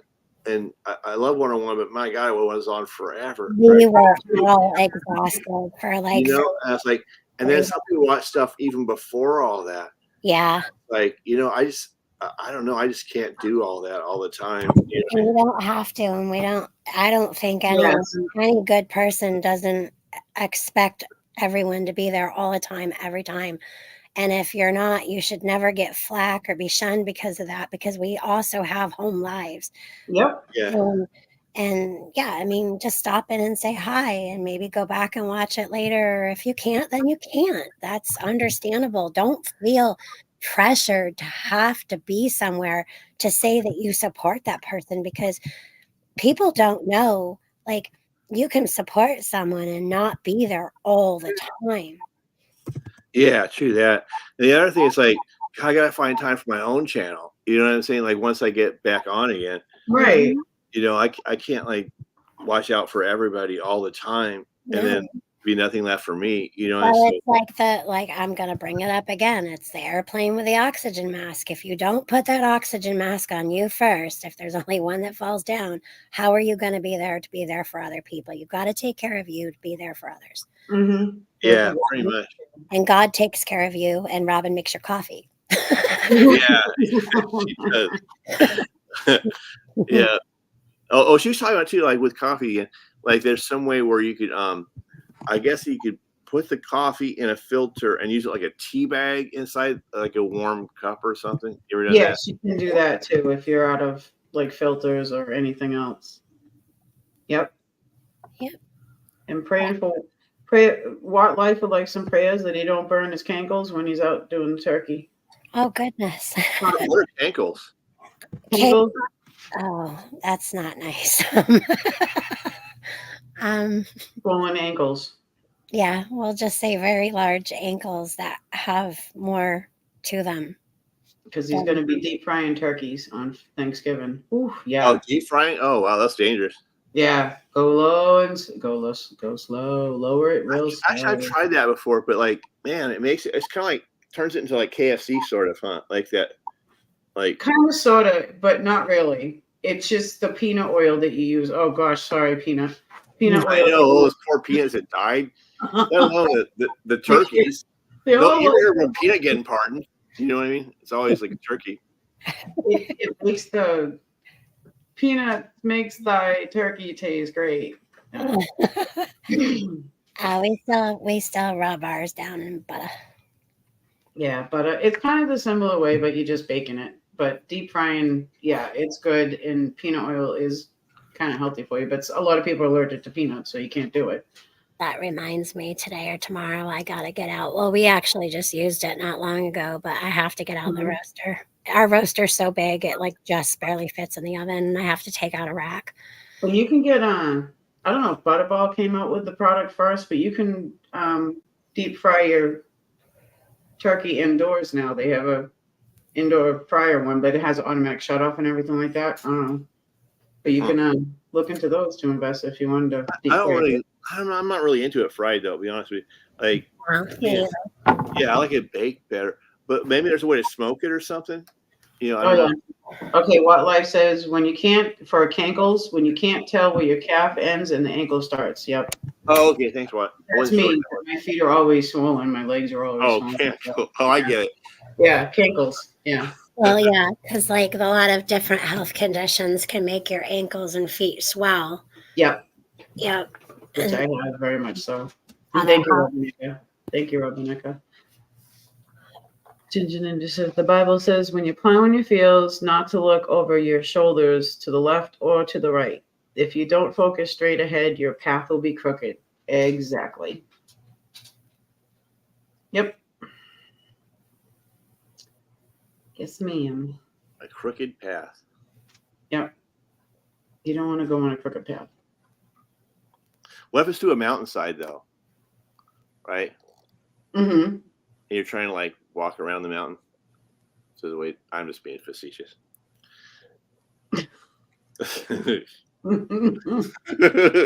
Ass. That's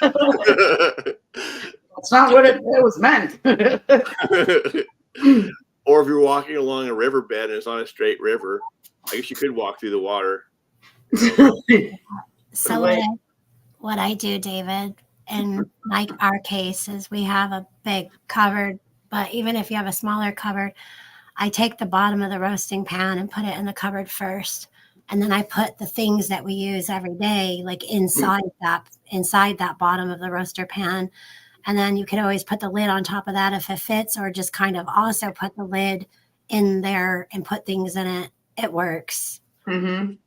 Because roasting pans for turkeys or any other big things like beef or anything, it does take up a lot of room. It really does. Or if you have a place, you could also hang it. Like, Yep. Yeah, you could hang it. Well, some of them would be hard to hang. There's like these big hooks that come way out from the wall. Oh, yeah. You can hang it.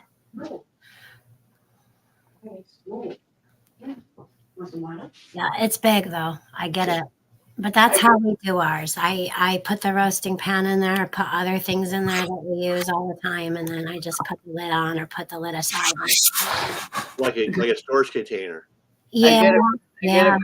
Saying though, he says he borrows his sister's Yep. roaster so she can then store it. He gives it back to us so she can then store it for next year. Right. Well, we use It's all ours. dirty when he gets it back, right? And they have to clean it. Well, actually, funny story. So our roasting pan goes with my mom and my dad that Mhm. night. So Thursday night after we're done with dinner, my father and I carve the turkey every year because they like the way I carve it, and I place it on a big platter. But we take the carcass and some of the drippings and all the other stuff, and we throw it into the pan. It's usually cold here, so they take it out to their truck, and then they take it home to make soup to come over that weekend. And then us girls all go shopping. We all start our Christmas shopping. Yep. So so technically, I do give the dirty pan to my mom to take home, and then she brings it back clean with soup. That's a double bonus. Yes. Yep. That is a better. I like that. I like that idea better. Nice. So scratch up my bullets. She eats the turkey, so it's a good situation. Yeah. Right? Oh, that's good. That's a good trade-off. Whatever Yes. works. The hanging thing is a good idea too, to store it. It is a good idea. So Yeah. David, you can ask your sister. You can tell your sister about the hanging idea, so she can then hang it up to store it and have more room. There you go. Yeah. But we use ours throughout the year too. So for other things, like we also do a Christmas, we do a standing prime rib roast. That sounds nice. Mm-hmm. Yeah, there's a little rack that goes in there to hold the meat up. Yes. Yeah, so that's always fun to make. But yeah, we use that roaster too for like chickens, and we usually sometimes have another turkey and a ham, and yeah, so there's all kinds of things. Aw. Thank you, Chris Pyatt. Before I forget, I'm thankful for each of y'all. I hope everything's going well. we're thankful for you guys too. And Yes. we're thankful for him being thankful. As Chris Piat is a woman, and we've been doing prayers for her husband Gary Yes. and for her daughter. Husband Gary has got the big C, but we're Mhm. praying that God uses supernatural healing and that He heal him in Jesus' name and hold the family in strength and in comfort through these times. Definitely. And Yes. if we only went by Chris Piat's last name, should be Crispy, right? Crispy, like crispy bacon. Yeah. Yeah, Allie has always wanted a pig to name him Crispy Bacon. I'm like, Allie, oh gosh. Whoever has to do it. And if there's someone in here named Crunchy, it'd be Crispy Crunchy. Yeah, Oh yeah. goodness, yeah. Yeah. We don't want to. Oh, I like no. Chris. Chris is awesome. I was having fun being goofy. And Harvest Mary Moon, I hope it's your foot, right? I hope that's feeling better. Yes. But prayers for everybody, and I hope, yeah, Chris, keep your head up. It is a difficult thing to go through, but you know, that's what you guys all have each Oh other. yeah. So that's a good thing. So it will all be good because power and prayers and by the numbers is even more powerful. So yes. Monkey bread. Oh yeah, you should definitely maybe do monkey bread. That would be good to bring to your mom's spot. Oh, Chris P.I. Super Sleuth. Oh yeah. You get the guy. Was that take off the ATT? Yeah. I gotta write that one down so I can tell Bigfoot later that he'll giggle at that one. Oh goodness, that's a good one. I love that. Yes, but this is the time where everybody should. We always say it, but you know, gather family wise, friend wise, and yes, Harvest Mary Moon prayers do work. Yes, they do.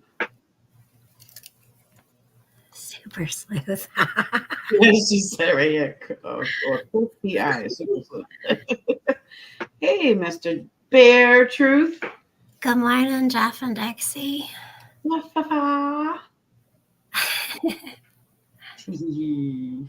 We were talking about you a little bit ago and how thank you and thankful that we are for you and giving us laughs and whatnots. And you're so smart too. Who are you Yeah. talking about? Like, What? who are you talking to? Mr. Bear, Jeff Bear. He is smart. I agree. Yeah. And he's funny. It's a good sport too. Yes. And we're thankful for the dance. We went through that before, didn't we, Chris? Pie at. Yeah, it's Like, pie, hi-at, yeah. Pie-at. I always say piat. I didn't know how to say that. I always used to say piat, but it's pie-at. Yeah, because some people do spell it that way and then pronounce it differently. You know, it is pronounced differently. Yeah. Yeah. Yeah, it's like Sandra. Is it Sandra? Is it Sandra? I always called her Or- Sandra Or Moody. pecan or pecan. Pecan, yeah. pecan, Right. potato, tomato, tomato. Yep. Yep. I bet, is that French? Payat? I don't know. She's sitting there thinking she'll answer either way. I I've don't mean- never seen the last name until Chris Pyatt, so I've never seen it before. I thought we also had a Terry Pyatt at one time. We have people in my town here that I grew up with a pirate family. So Yeah, never heard of it until you two. Oh, I got it right. Chris said it is French. Interesting. We. Oui, mon gars. Muy bien. Mhm. What did you say again, like? Muy bien. That's qua. Merci beaucoup. God bless you. Oui. Bienvenue. I don't know how to say that much stuff in French. Running out of stereotypes here. Manger. That's good something, right? Eat. The kid. I went to when I grew up in Maine in the summer times. There was always a French family there, and the kids would teach me. Their kids would teach us, my brother and I, some words. The only thing I can remember was parlez-vous français. I think that's how you say it. Oh yeah. Yeah. Mon ami. Mon ami, yeah. And they would teach us bad words, but for some reason I can't remember the bad words. Oh, I used to have a really bad saying. I used to say something like manger mer de mourir, which is not a very nice thing to say.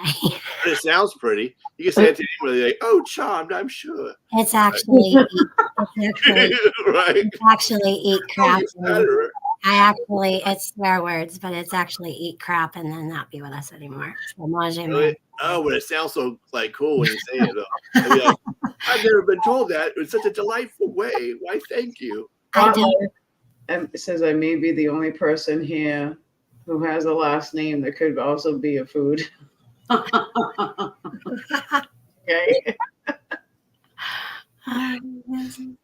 Oh my goodness. This is fun. Oh, you say je ne sais quoi. See, I don't know all French, so I don't know that one. I took French and we'll just leave it there. Merci. Au revoir, right? Like goodbye. Au revoir. Au revoir. Olive oil. Oh, goodness. Olive oil. Arrivederci. Arrivederci. Yeah. Artichokes. Arrivederci. I don't know if you've ever heard him, Crazy Irish, or if anyone in chat has ever heard Peanut with his different accents he has. It floors me. Like in one night, for instance, he did Irish, like an Irish Scottish. I mean, it might have even been an Australian in there. There was a French, and then he went right from there to being Barney Rubble from the Flintstones. And it's like, how do you keep them all straight? Oh, thanks. You're like really good at that, though. Oh, Watt's really good at it too. Actually, I got to listen to him. He was on one time, like on David's, I think, right? Or yours, and huh? What? Wildlife was either on your stream or David's stream, and he did that kind of different like dialect. I've never seen him on Dave's stream, so maybe did it there too. But like he helped me read a script one day, and he's really. I think he was Batman or something. Yes. Yeah. He's because I heard him on. I don't know if it was on your stream or on Bush's, but like he was doing like an announcer like for like TV news or something, or it's one of those kind of voices like that. It's a gift, I think, to be able to do that. It's really He good. said he's been Batman and Spider-Man on yours, Peanut. Oh, that's right. What? Sorry. I've been trying to get him to come back because he's so good at it, but I am sorry that I can't come up at night, Peanut. huh? I'm sorry I cannot come up at night. I do rewatch, but I can't even read a Oh, script. I understand. We already talked about it. Yeah.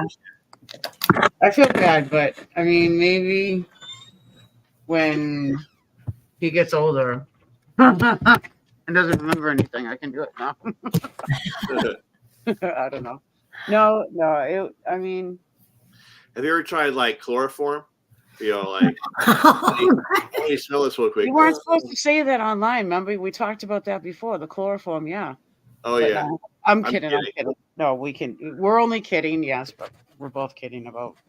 Well, me not really, but anyway. Like, why do I always get sleepy when Peanut's about to come on? Right.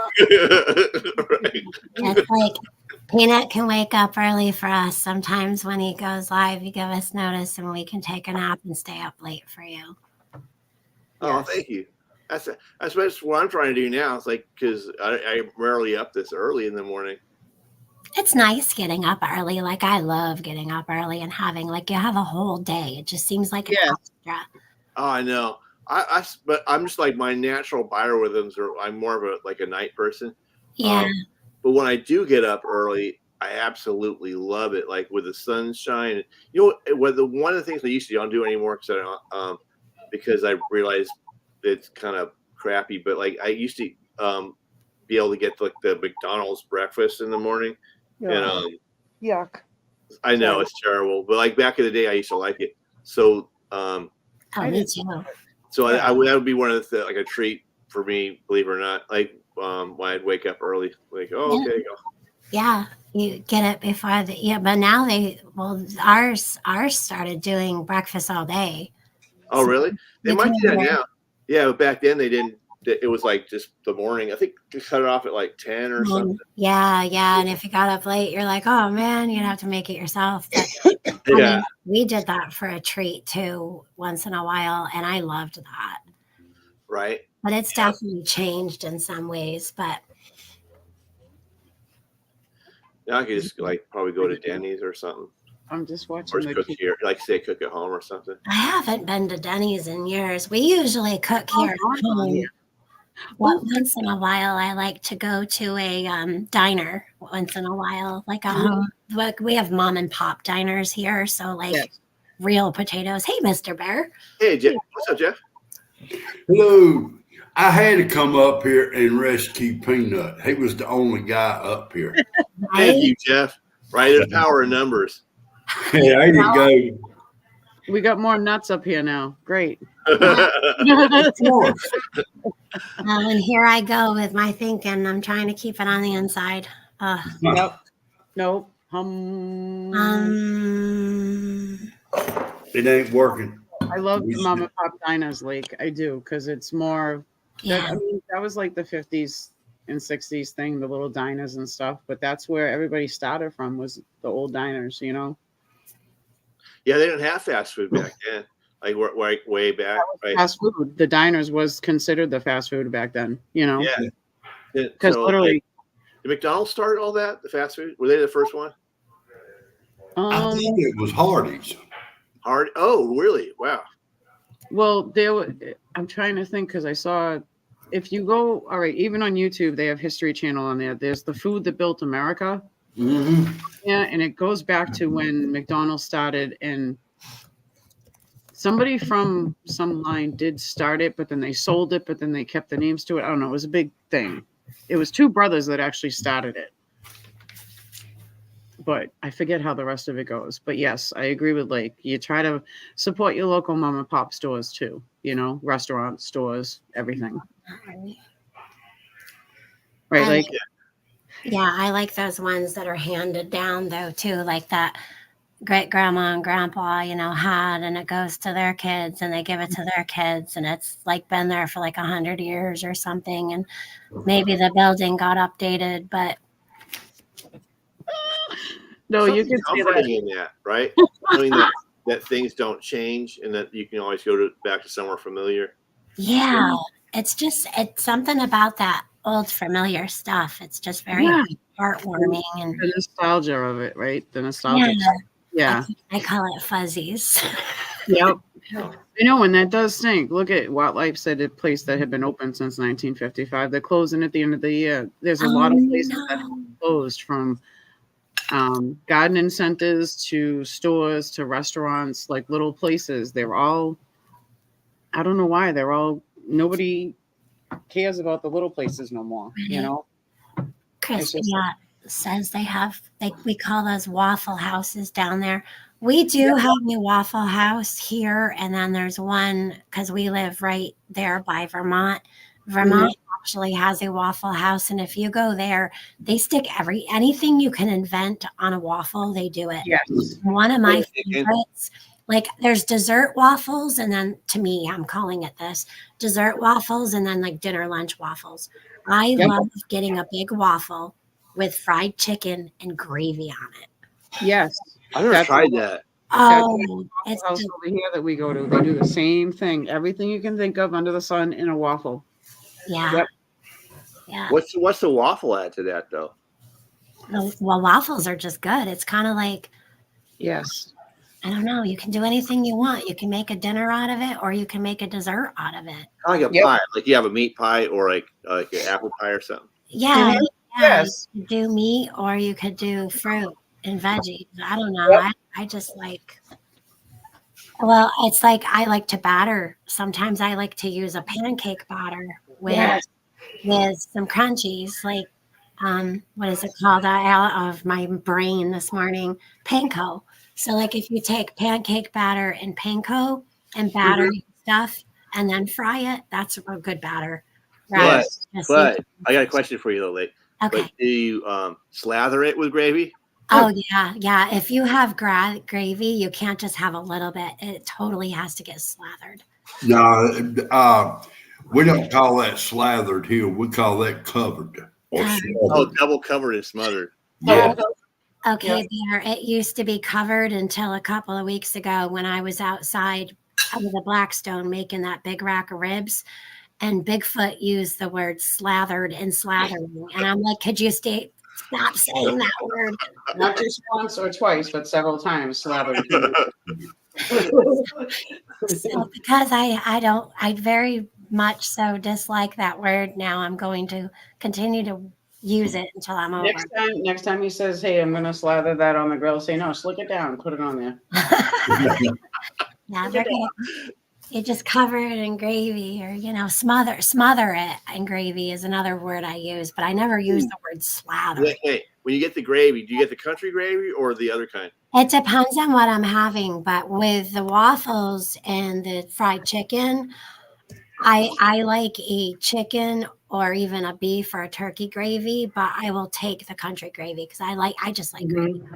And then you I can think either, country kind better because it has like you can right? if you just have a plain waffles, then you still have the option to slather it in butter and then smother it. And Well, it's like a hot turkey sandwich. So here all year long, you get bread and you get the turkey and the gravy on it, and you get the stuffing and cranberry and mashed potatoes on the side. But it's a open face hot turkey sandwich, and it's smothered in gravy. Jeff has broadcasted to his channel. Is that okay with you? Absolutely. Okay. Who's on? Jeff Who's on has first base? done the. Oh, you're live? Yeah, he's live on his channel. Oh, from here. Oh, Yeah. oh. Yeah. So just let your mods know that you're over here, but not over there, because they'll be over there. So I'm always over here, but never over there at the same time. Oh, you know what? I should go live and then broadcast your channel, and then you could do it right now on your channel if you wanted Yeah. to. It's the And then, option. But you, Yeah. we should. only two can do it. You know what? We should do something a stream one time where we all copy each other's streams, like on a big old circle, like Okay. like Well, like 50 of us and make this big old like chain. Mhm. Can't do that. Only two people can do it. Because me and Bushcraft talked about this a while back ago. They must have changed it because before there was a bunch that could do it when it first came out. Uh-huh. Yep. Really? Bubble. How do you say it? Bubble bibble. They're Yeah. over there, but over here. Over there, over here, but over there. You know what I mean? Yeah. That's cool. We hear see what Ginger said. She says she likes to smack it and flip it and smother it down. Oh, no. I assume that also includes the slathering, right? That's like Definitely.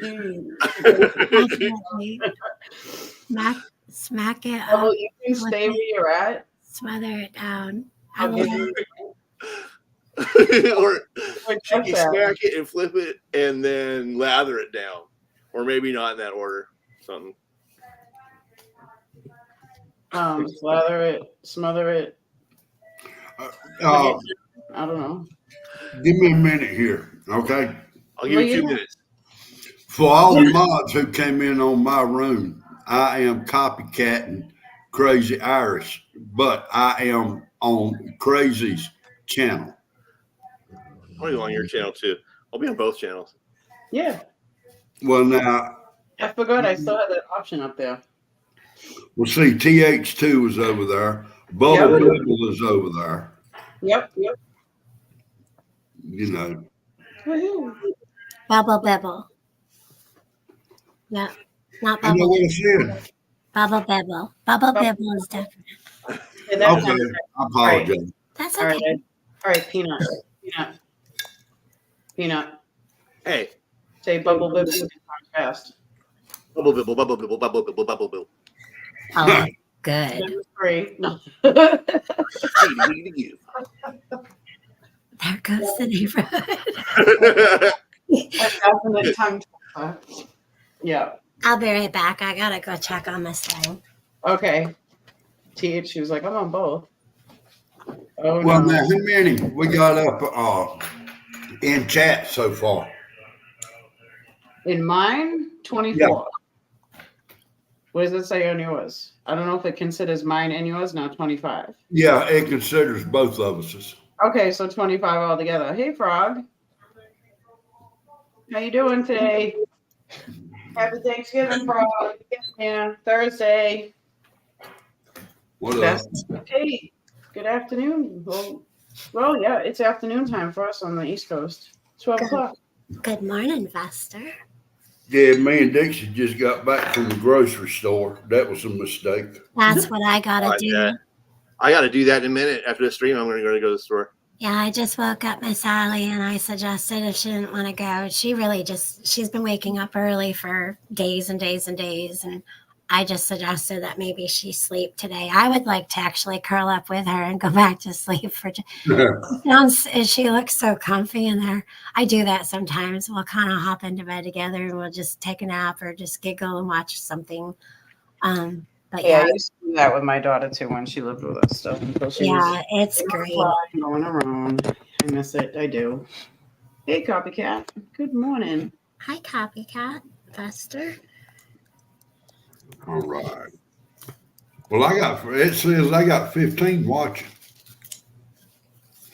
It says I got 24. I don't know. Let me look at my 34, 34. It says I got 15 watching too, so yeah. Huh. Okay, what it is 15 in chat. Now I got 14 watching. Hello, Vester Dillon. How you doing, sir? Yeah, Oh, look. Here's one called Lake Files. She's up in there. What is that? She sounds Oh, cool. I know. who's that chick? I'd like to meet her. I bet you she can be about as crazy as I am. I bet.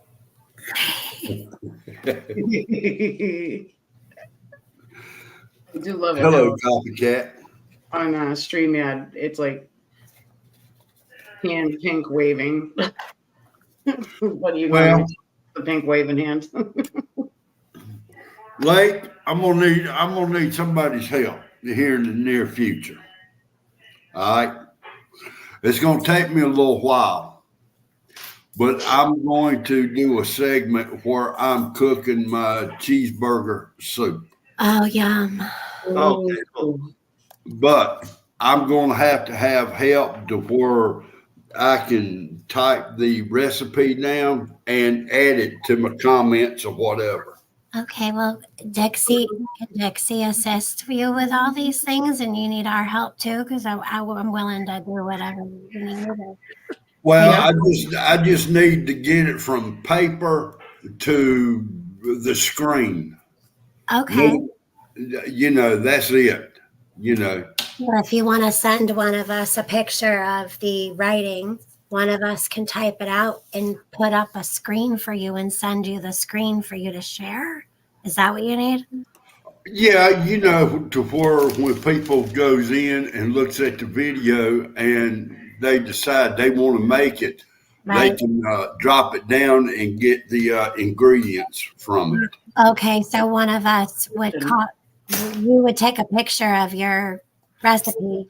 One of us could copy it down, send it back to you, and then you would copy and hit paste and put it to your description of your video. Yep. Okay, like I said, when I get through doing the video, I'm gonna have to call one of y'all up because I'll forget all this. I'm sorry. So on the StreamYard side, Copycat obviously put some kind of emojis, but the emojis come out on StreamYard as Right. words. So you've got nut hand pink waving. I'm like, what is that? And then I realized I forgot it was emojis, but it comes out. No, words. isn't that funny? It is. Nut House, I didn't know you had pink hands. Is there something you not telling us? I have pink hands. You're pink waving, so Oh, are you trying to say pecans? No. PINKHANDS. Are you misspelling PECANS? Oh, I can. You can spell pecan? Really, Yeah. Jeff? No, I'm just kidding. I don't think I have a pecan in there, but I'll put one in there though. but you can't be doing this. Pecan, you doing this? Yes, I pecan. Because why? Con Z. Now we got some kind of person in chat under Copycat, Dylan. So again, those emojis come out as words. Dylan hand purple blue piece. They're actually doing at the person's name, but it comes out if you go on the YouTube side. It's the emojis. It's So the whatever. emojis. Jeff. Yeah, I'm gonna try to send a pecan your way. I gotta pull up Jeff's side, so it's too funny. But Jeff, you That's missed what it I earlier. The history of coffee. Come on now, you should have been there. Hey, Well, I that's checked out some coffee today. $15 for a thing of coffee. I kept Yep. walking. Yep. Well, Yeah. Friday, I'm gonna do the history of beer and coffee. Okay. For Funhouse Friday. So you make sure Well, that now, that always went good when I was, have a wide awake drunk. yeah. But you can't be doing that. Who says? I'm enjoyed to see you. Oh, a play on words. I give up. Hello, Cheshire Insights. Hey, Cheshire. Hey, Cheshire Insight. I remember when it was Cheshire's Tree of Insight. I liked that too. Like the cat, like the Cheshire cat. The Cheshire, yeah. Even her icon has got the Cheshire's cat. I love that. Like Yeah, the Worcestershire cat. yeah. It's wash your sister cat. Wash your sister It's cat. Worcestershire sauce. It's England. It's Worcestershire shit sauce. Sure. Best shit sauce ever.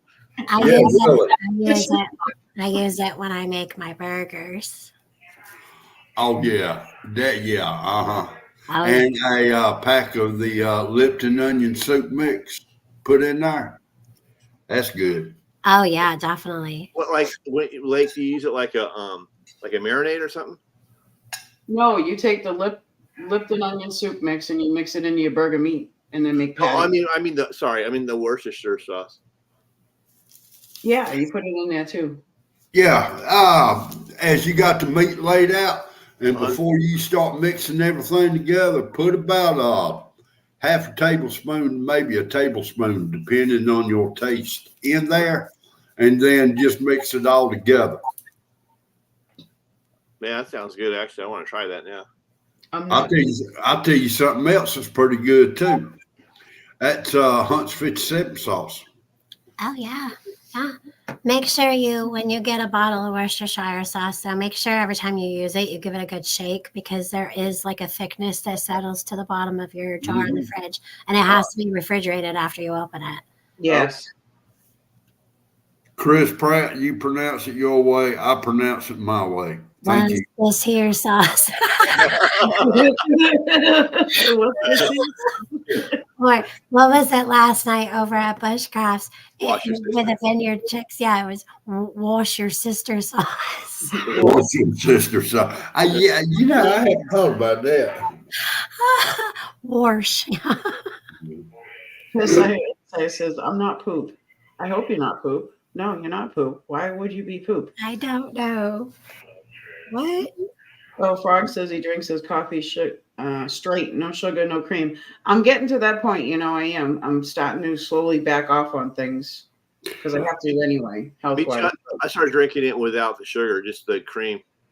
Man, when you drink coffee for the first time without no sugar, it will put your toenails through your shoes. It's a taste to get to try to get a liking to at first. You get Yeah. really Bigfoot drinks his coffee a lot. Mhm. Just black, straight up, right out of the thing. see my Probably grandfather. healthier that way. My grandmother used to do that straight black coffee. My mom used to do it straight black coffee, and I would be like, "What?" But now I'm at the point where my tolerance is getting there. I like the caramel macchiato. Cheshire. Go to the I don't know if you've done this yet or not. Go to oh God, wait a minute before we even get started. Whoa. What is that you make the dip with? The cream. It is not darn, I just bought some. Sour cream. Yeah, sour cream and Lipton onion soup mix. Makes Add fun- them together. Use 1 pack to a 16 ounce Mhm. cup of what she said. Sour cream. Yeah, sour cream. And the longer you let it sit in the refrigerator, the better it tastes.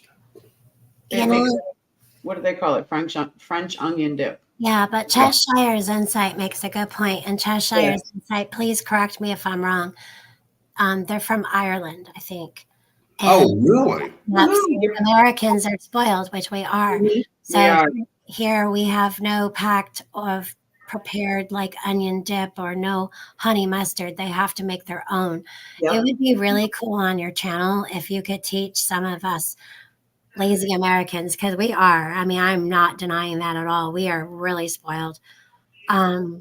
And I tell my kids that all the time, that you consider yourself lucky because other countries do not have everything that we have in America. Yep. A lot of Americans actually do not have that. So yeah, she's American living in Ireland, but that would be really cool. Okay, she is an American living in Ireland. Oh, okay. Oh, okay. You probably will say hello to my cousins. I got a couple out there left. I don't know Well, what part of Ireland you in. how long has she been living there? Oh, and Chris Pyatt said found out can only use one type of stevia because they have found out ethanol is super bad for heart problems. Or I don't know how I'm saying it. Kilkenny. Is that on the West Coast, Kilkenny? Kenny gets good and everything. Kilkenny is how you say it. My family's from Cork County, which is lower, more Northern Ireland. Oh, okay. She's going on 5 years out there. Oh, cool. I'm gonna have to look her up. Thank you, Lake. I like to do an interview with Cheshire. Oh, okay. Gotcha. It's more like it's like kind of by Waterford or something. Whataburger, yeah. We've known Cheshires a long time. I don't know if it was 101s or where it was, but I know that 101s, but I don't remember where we actually met, but I believe it was 101. Maybe. Mm-hmm. I do remember the name Cheshire, how it was before. How was it? Cheshire Inside? It was Cheshire's Tree of Insight was the original. Yep. And I've been there before, so their stores are way different than like 7-Eleven or something. Mm-hmm. Yes. Yeah, they have like kind of like little markets, but in the parts I went through, but there's a lot of brands I didn't recognize, Mm-hmm. probably from the UK or something. Yep. I don't know. Over here we have Euromats in Dorchester, but they're more Polish foods and stuff like that. But you can get most of the candies that are out that way too. Poland, Germany, Ireland, England. Well, now, I watched a little bit of the weather this morning. And believe it or not, they're calling for a chance of snow Thanksgiving here. Yeah, we got snow coming tonight, rain, tomorrow. So over the next 48 hours, we could get anywhere from whatever it decides to spit up to 5 to 10 inches. We're not sure yet. So we get what we get. We have a fit. We're just prepared for it. Shit, we're gonna be lucky if we get a dusting. That's all we had. We had a dusting one day and it was melting as it was falling. Some stuck and it was there for maybe an hour or two and was gone. Huh. Yep. Beach Well, house. see, the best snow is when it don't stick to the roads.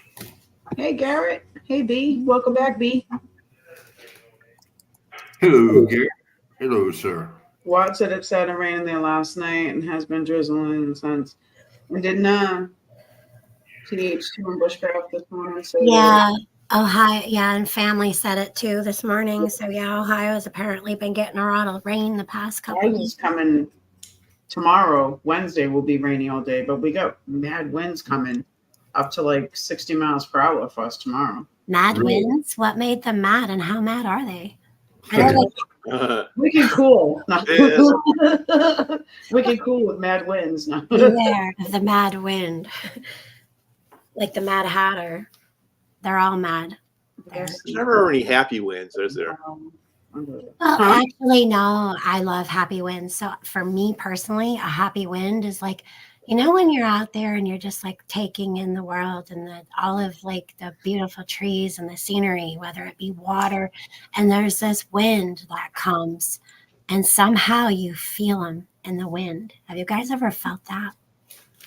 Mm-hmm. Mm-hmm. It's like, hi, I'm still here. And I don't know. It's like I've had God speak to me through the wind, and I don't know. I guess I'll just never forget that. But it's like this really beautiful feeling of just this warm wind that it's literally a wind that you can feel inside, that you just feel completely loved and comforted and peaceful. Maybe I'm just weird. Okay. Well, it's fall. Fall's like one of my favorite seasons because it's always perfect temperature, nice and cool, not too hot, not too cold. Ah, Mine has got to be the spring, where it starts warming up during the day, but yet it's still chilly at nighttime. Yeah, spring's nice too. Either one of those.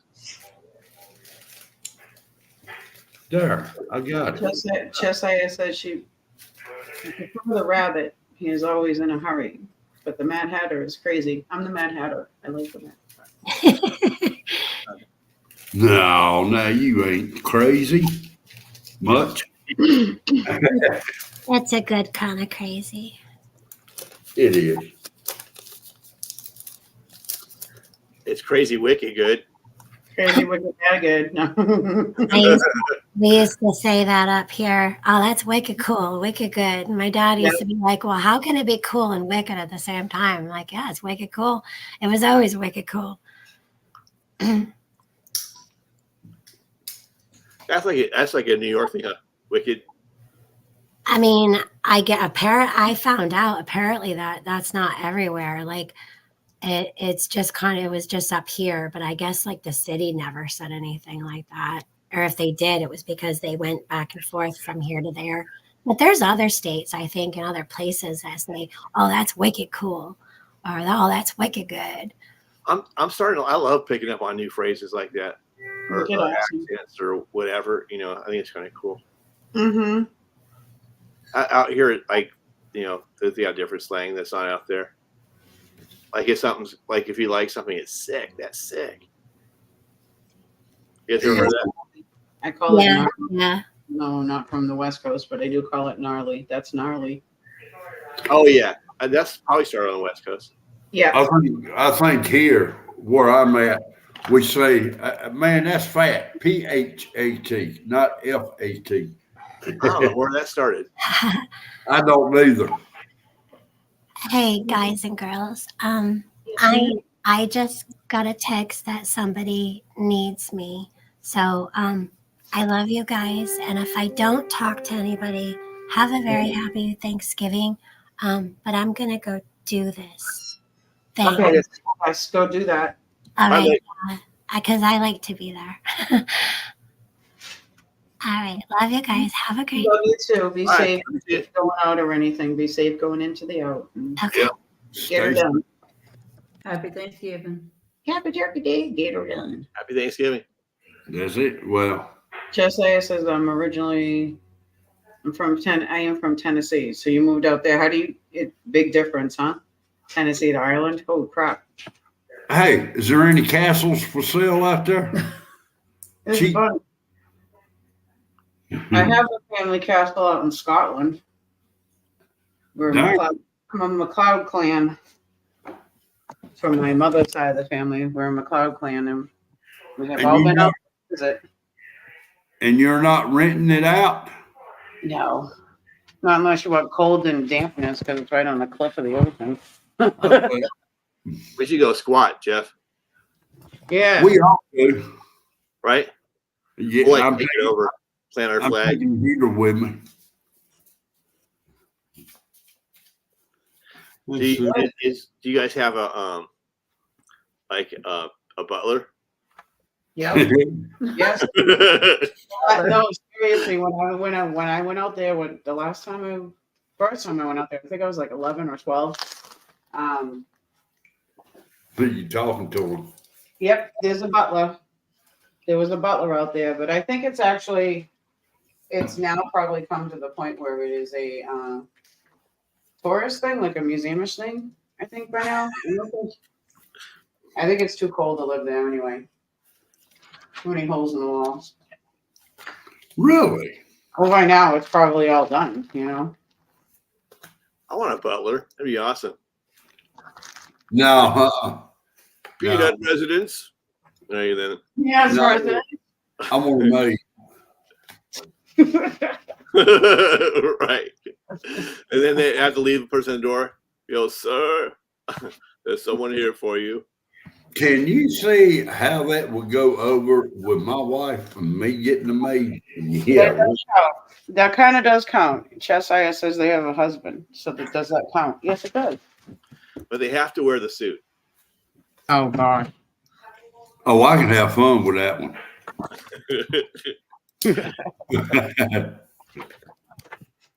Oh, my goodness. So, that's pretty neat. Butler didn't do anything. Now, whoa, wait a minute. My butler didn't do anything, so I got a divorce. Oh, gosh. Now, THC. butler is a guy, a maid is a female. Mm-hmm. I don't think the butler's clean anything though. Like they think it's like make you sandwiches and answer the door. No, butlers, they answer the door, take everybody's jacket. Can I take your coat, sir? Oh yeah. Or ma'am? No, they just make sure everybody's all set and do announcements.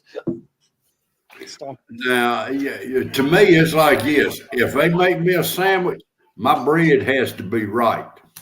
It can't be flipped. One piece cannot be pointing one way and the top piece pointing the other way. How well do I know that one? Yeah. Hey Dixie. Hey. Beach Hammond, it makes coffee on demand. Yes, you have to make coffee on demand. Yep, that's part of the requirement. Oh, they probably do that. Or make tea or something, huh? In Mhm. other words, keep a pot of coffee on at all times. They bring things out, like little things like that. Tea, coffee, if you're Tea and sitting. crumpets or something, huh? Your tea and crumpets, sir. Yeah, I tea. wonder if her tea is any better than ours. Butlers supervise the rest. Yeah, they pretty much are the manager of the house. That's what they call house managers, butlers. Ah. And I say, who done it? Yep. Oh yeah, it's always the butler. It's always the butler, yeah. Right. Was not the chef at all, really. I'm old school TH2, taking it where you want. He says that's sexist. Yep, my butler's my Keurig for my coffee too. I just got one. They were on sale. Jeff, you should get one. They were on sale at Walmart.com for $35 for Keurig. Keurig, Keurig, yep, there you go, Peanut. You can get your own coffee. I have never owned a Keurig. Nothing wrong with them. Then you get that disposable basket that you can make your own put your own coffee grinds into it. Not disposable, but Yeah. Oh, they're supervised. They're like a supervisor. yeah, They're they're like a supervisor. Yep. That means we need some more servants then. Because if we're gonna have a butler, then we have to have a maid for Jeff, right? Yep. And then Oh And no, a chauffeur. wife already said, that ain't happening. Then you got the butler.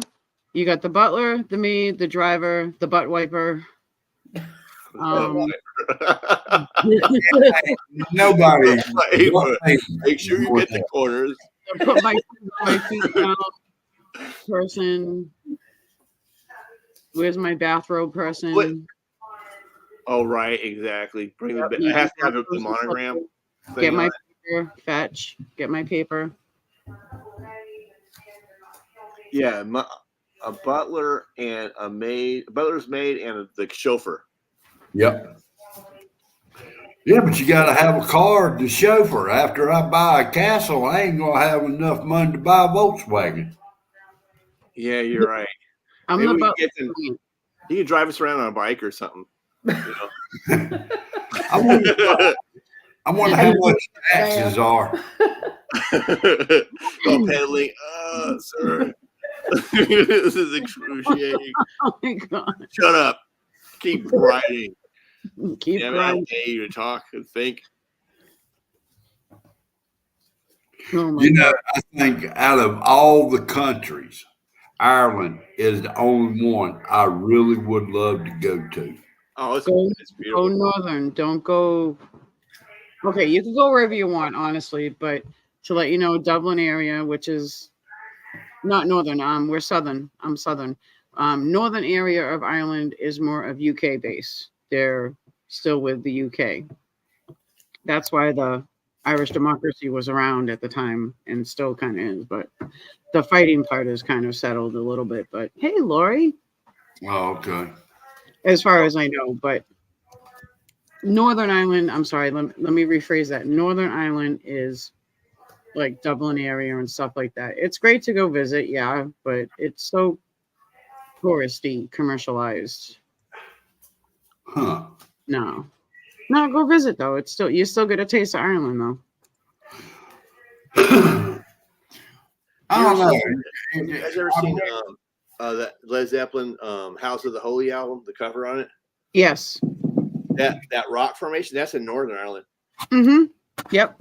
That's the one reason I'd want to go there, is to see that. I want to go to like the West Coast. Like when I went to Waterford because we stayed a night at a castle. You gotta stay a night at a castle, right? And then we went to where the Blarney Stone is. Mm-hmm. Then we went to from there up through like what I thought was a highway, but it's not. But their highways there are more like a country road, right? And then all the way to Dublin, and then we went to the Hill of Tara, right? Mm-hmm. And then we went to this place called New Grange. It's like this this hill looks over a river. I think it's River Shannon or something. Mm-hmm. And there's a man-made kind of hill on top of the hill, and it's got like all these big stones around it. And it's and the stones have these weird like carvings and stuff. And you can go in there because it was an archaeological site, but right now they had it. Well, last time I went, it was open to the public, and like if you're there on the winter solstice, it'll like the light will come hit just right, so it lights up the whole back of the inner chamber. So Yes. really, it's ancient. It's like 2,000-3,000 years old or something. Yeah. The people there are really nice too. You know, Yes. Yeah. pretty. It's very rural, most of it. Here we go. Belfast. All right. See, I was backwards this morning. Yes, Dublin is kind of like halfway down the island of Ireland. Well, that's why it's called Ireland. Well, it's on an island, but and then where Cheshire is way more southern. So in Killinary, I think that's how you say it. But yeah, Belfast is Northern Ireland, which is still part of the UK. It's like a top chunk of Ireland is with the UK still, and a lot of people do and do not agree with the UK kind of sort of area-ish, but from Dublin down is like way more southern. TH2, you have a good evening and be safe out there. Yes, have a good day too. But I might, what are we at? 2 hours? Wow. About 6 more minutes, I'll call it, because that'll be 2.5 hours for me. Oh, okay. Oh, yeah. Cheshire says, I live in Republic of Ireland. Yes. Yep. Now, out of curiosity, what is y'all's time there right now? What was that again? What time are they right now over there? What time? Probably like 4:30 or something. In the morning and Afternoon. Evening? Yeah, it's 4:30. It should be a little north or south of that. PM. That'd be fine, Cheshire. There's a lot of questions. Oh, yeah, it's off by an hour. It's like 5:30, 5:26. Oh, okay. 5:26. So what? 5 hours ahead of us. It's about 8 hours difference, I think. It's 5:26 p.m. so we're 12, 1, 2, 3, 4, 5. It's 5 hours ahead of us, but then Yeah. so you're what? 3 hours behind us, Peanut? Yeah. Oh, yeah. It depends on where you're at. Yeah, Yeah. you're right. Oh, he's probably 5 hours from the East Coast. You're right. I'm thinking West Coast, about 8 hours. Seemed like to me from the West Coast, it would be quicker to get there than it would be from the East Coast. Mm-hmm. Not really, because where you're at, you have to fly over the Atlantic. Where I'm at, I have to fly probably over the whole U.S. and then fly over the Atlantic. You know, unless you went the other. I think that's how I got there. Actually, we went through. We flew up north, feel like by kind of Canada-ish or something. Flew over, probably followed like Greenland or something around. I don't remember exactly, but we went like the over the U.S. and then over the Atlantic. Mm-hmm. Well, now, wouldn't it be quicker if you flew from California west? I mean, or Like what? over Asia and stuff like that. Yeah. I don't think so. I could be wrong though, because once you hit the Atlantic, like once you get the other side, you're there. Whereas like if you went the other way, first I'd have to probably like hit Hawaii or something, and Yeah. then from Hawaii to over like pass that up to Japan or something, right? And then go over all Asia and then over all Europe to get there. Okay. I could Okay. be wrong. It might be. I don't know. You know, maybe like It's an 8 hour. It's an 8 hour flight. 8 hours. That sounds about right. Yeah. Hey, I smoke. Ain't no way I'm getting on the plane. They won't let you smoke on the plane. And if you do smoke, they won't let you open up a window. Because you'll get sucked right out.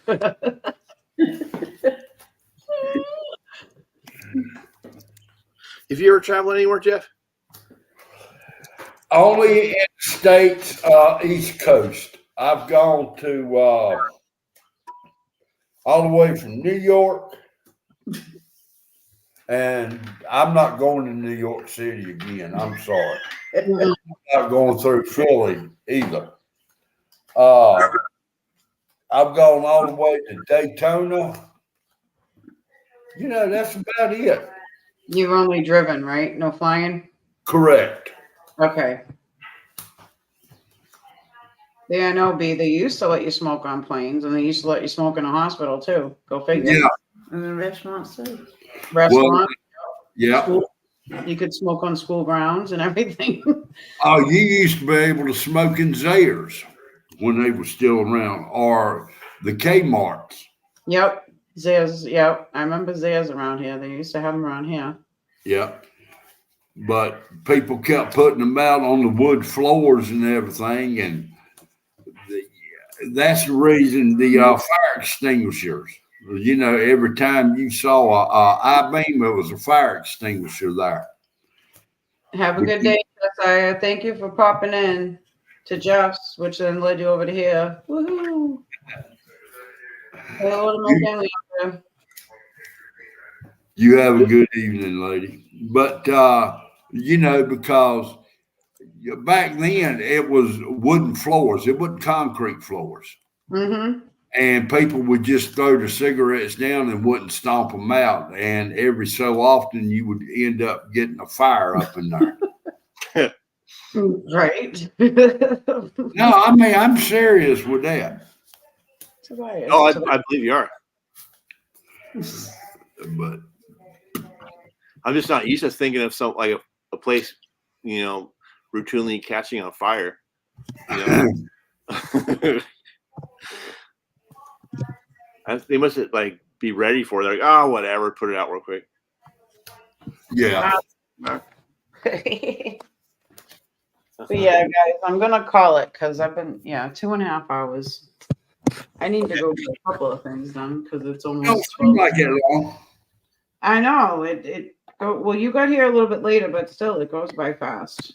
When you're having fun, you just don't want it. I don't want it to end either, but it just goes by so much faster always when you're having fun, which sucks. But Yeah. So, but everybody have a good, blessed rest of your afternoon, and I won't be on tomorrow. I'll go on Friday. I'll do my Funhouse Friday, but we'll learn about more about coffee and how beer was made too. Beer. We'll learn about history. Be charming. I am on Crazy Irish's channel, but I'm broadcasting through my channel. Yep. He's piggybacking. Yeah. Gotta get off my back, Jeff, because I can't carry you no more. No, I'm like, yeah. Yeah, I know. Her back's getting tired. Dixie tells me the same thing. Yes, everybody get ready for Thanksgiving and have a good, safe Thanksgiving. Hope y'all have good family members coming and, everybody stays healthy and good enough to eat some turkey and enjoy the day while you can, True. Messes with I know, B, right? Just remember what Thanksgiving is. Yes. Is God and family, period. And don't worry, if you come to New England, we ain't gonna kill you because they made a new horror movie that goes with Thanksgiving. It's called Thanksgiving. Not yet, anyway. There is a horror movie that's just came out. It's called Thanksgiving, and lo and behold, it portrays in Plymouth, Massachusetts. So, yeah. Thanks for having me up. Crazy Irish, appreciate you. Good Oh, to see no you again, problem. Jeff. Anytime. I'll try to go on a little bit later from now on because. No, Chris, I'm going to hop off. I've been up since 2 a.m. Damn, that's a long time to stay up. Wow. Yeah. I didn't realize that. Shoot. All right, you guys. Happy Thanksgiving. Yeah. Y'all have a good one. Happy Thanksgiving to all of you. Be safe.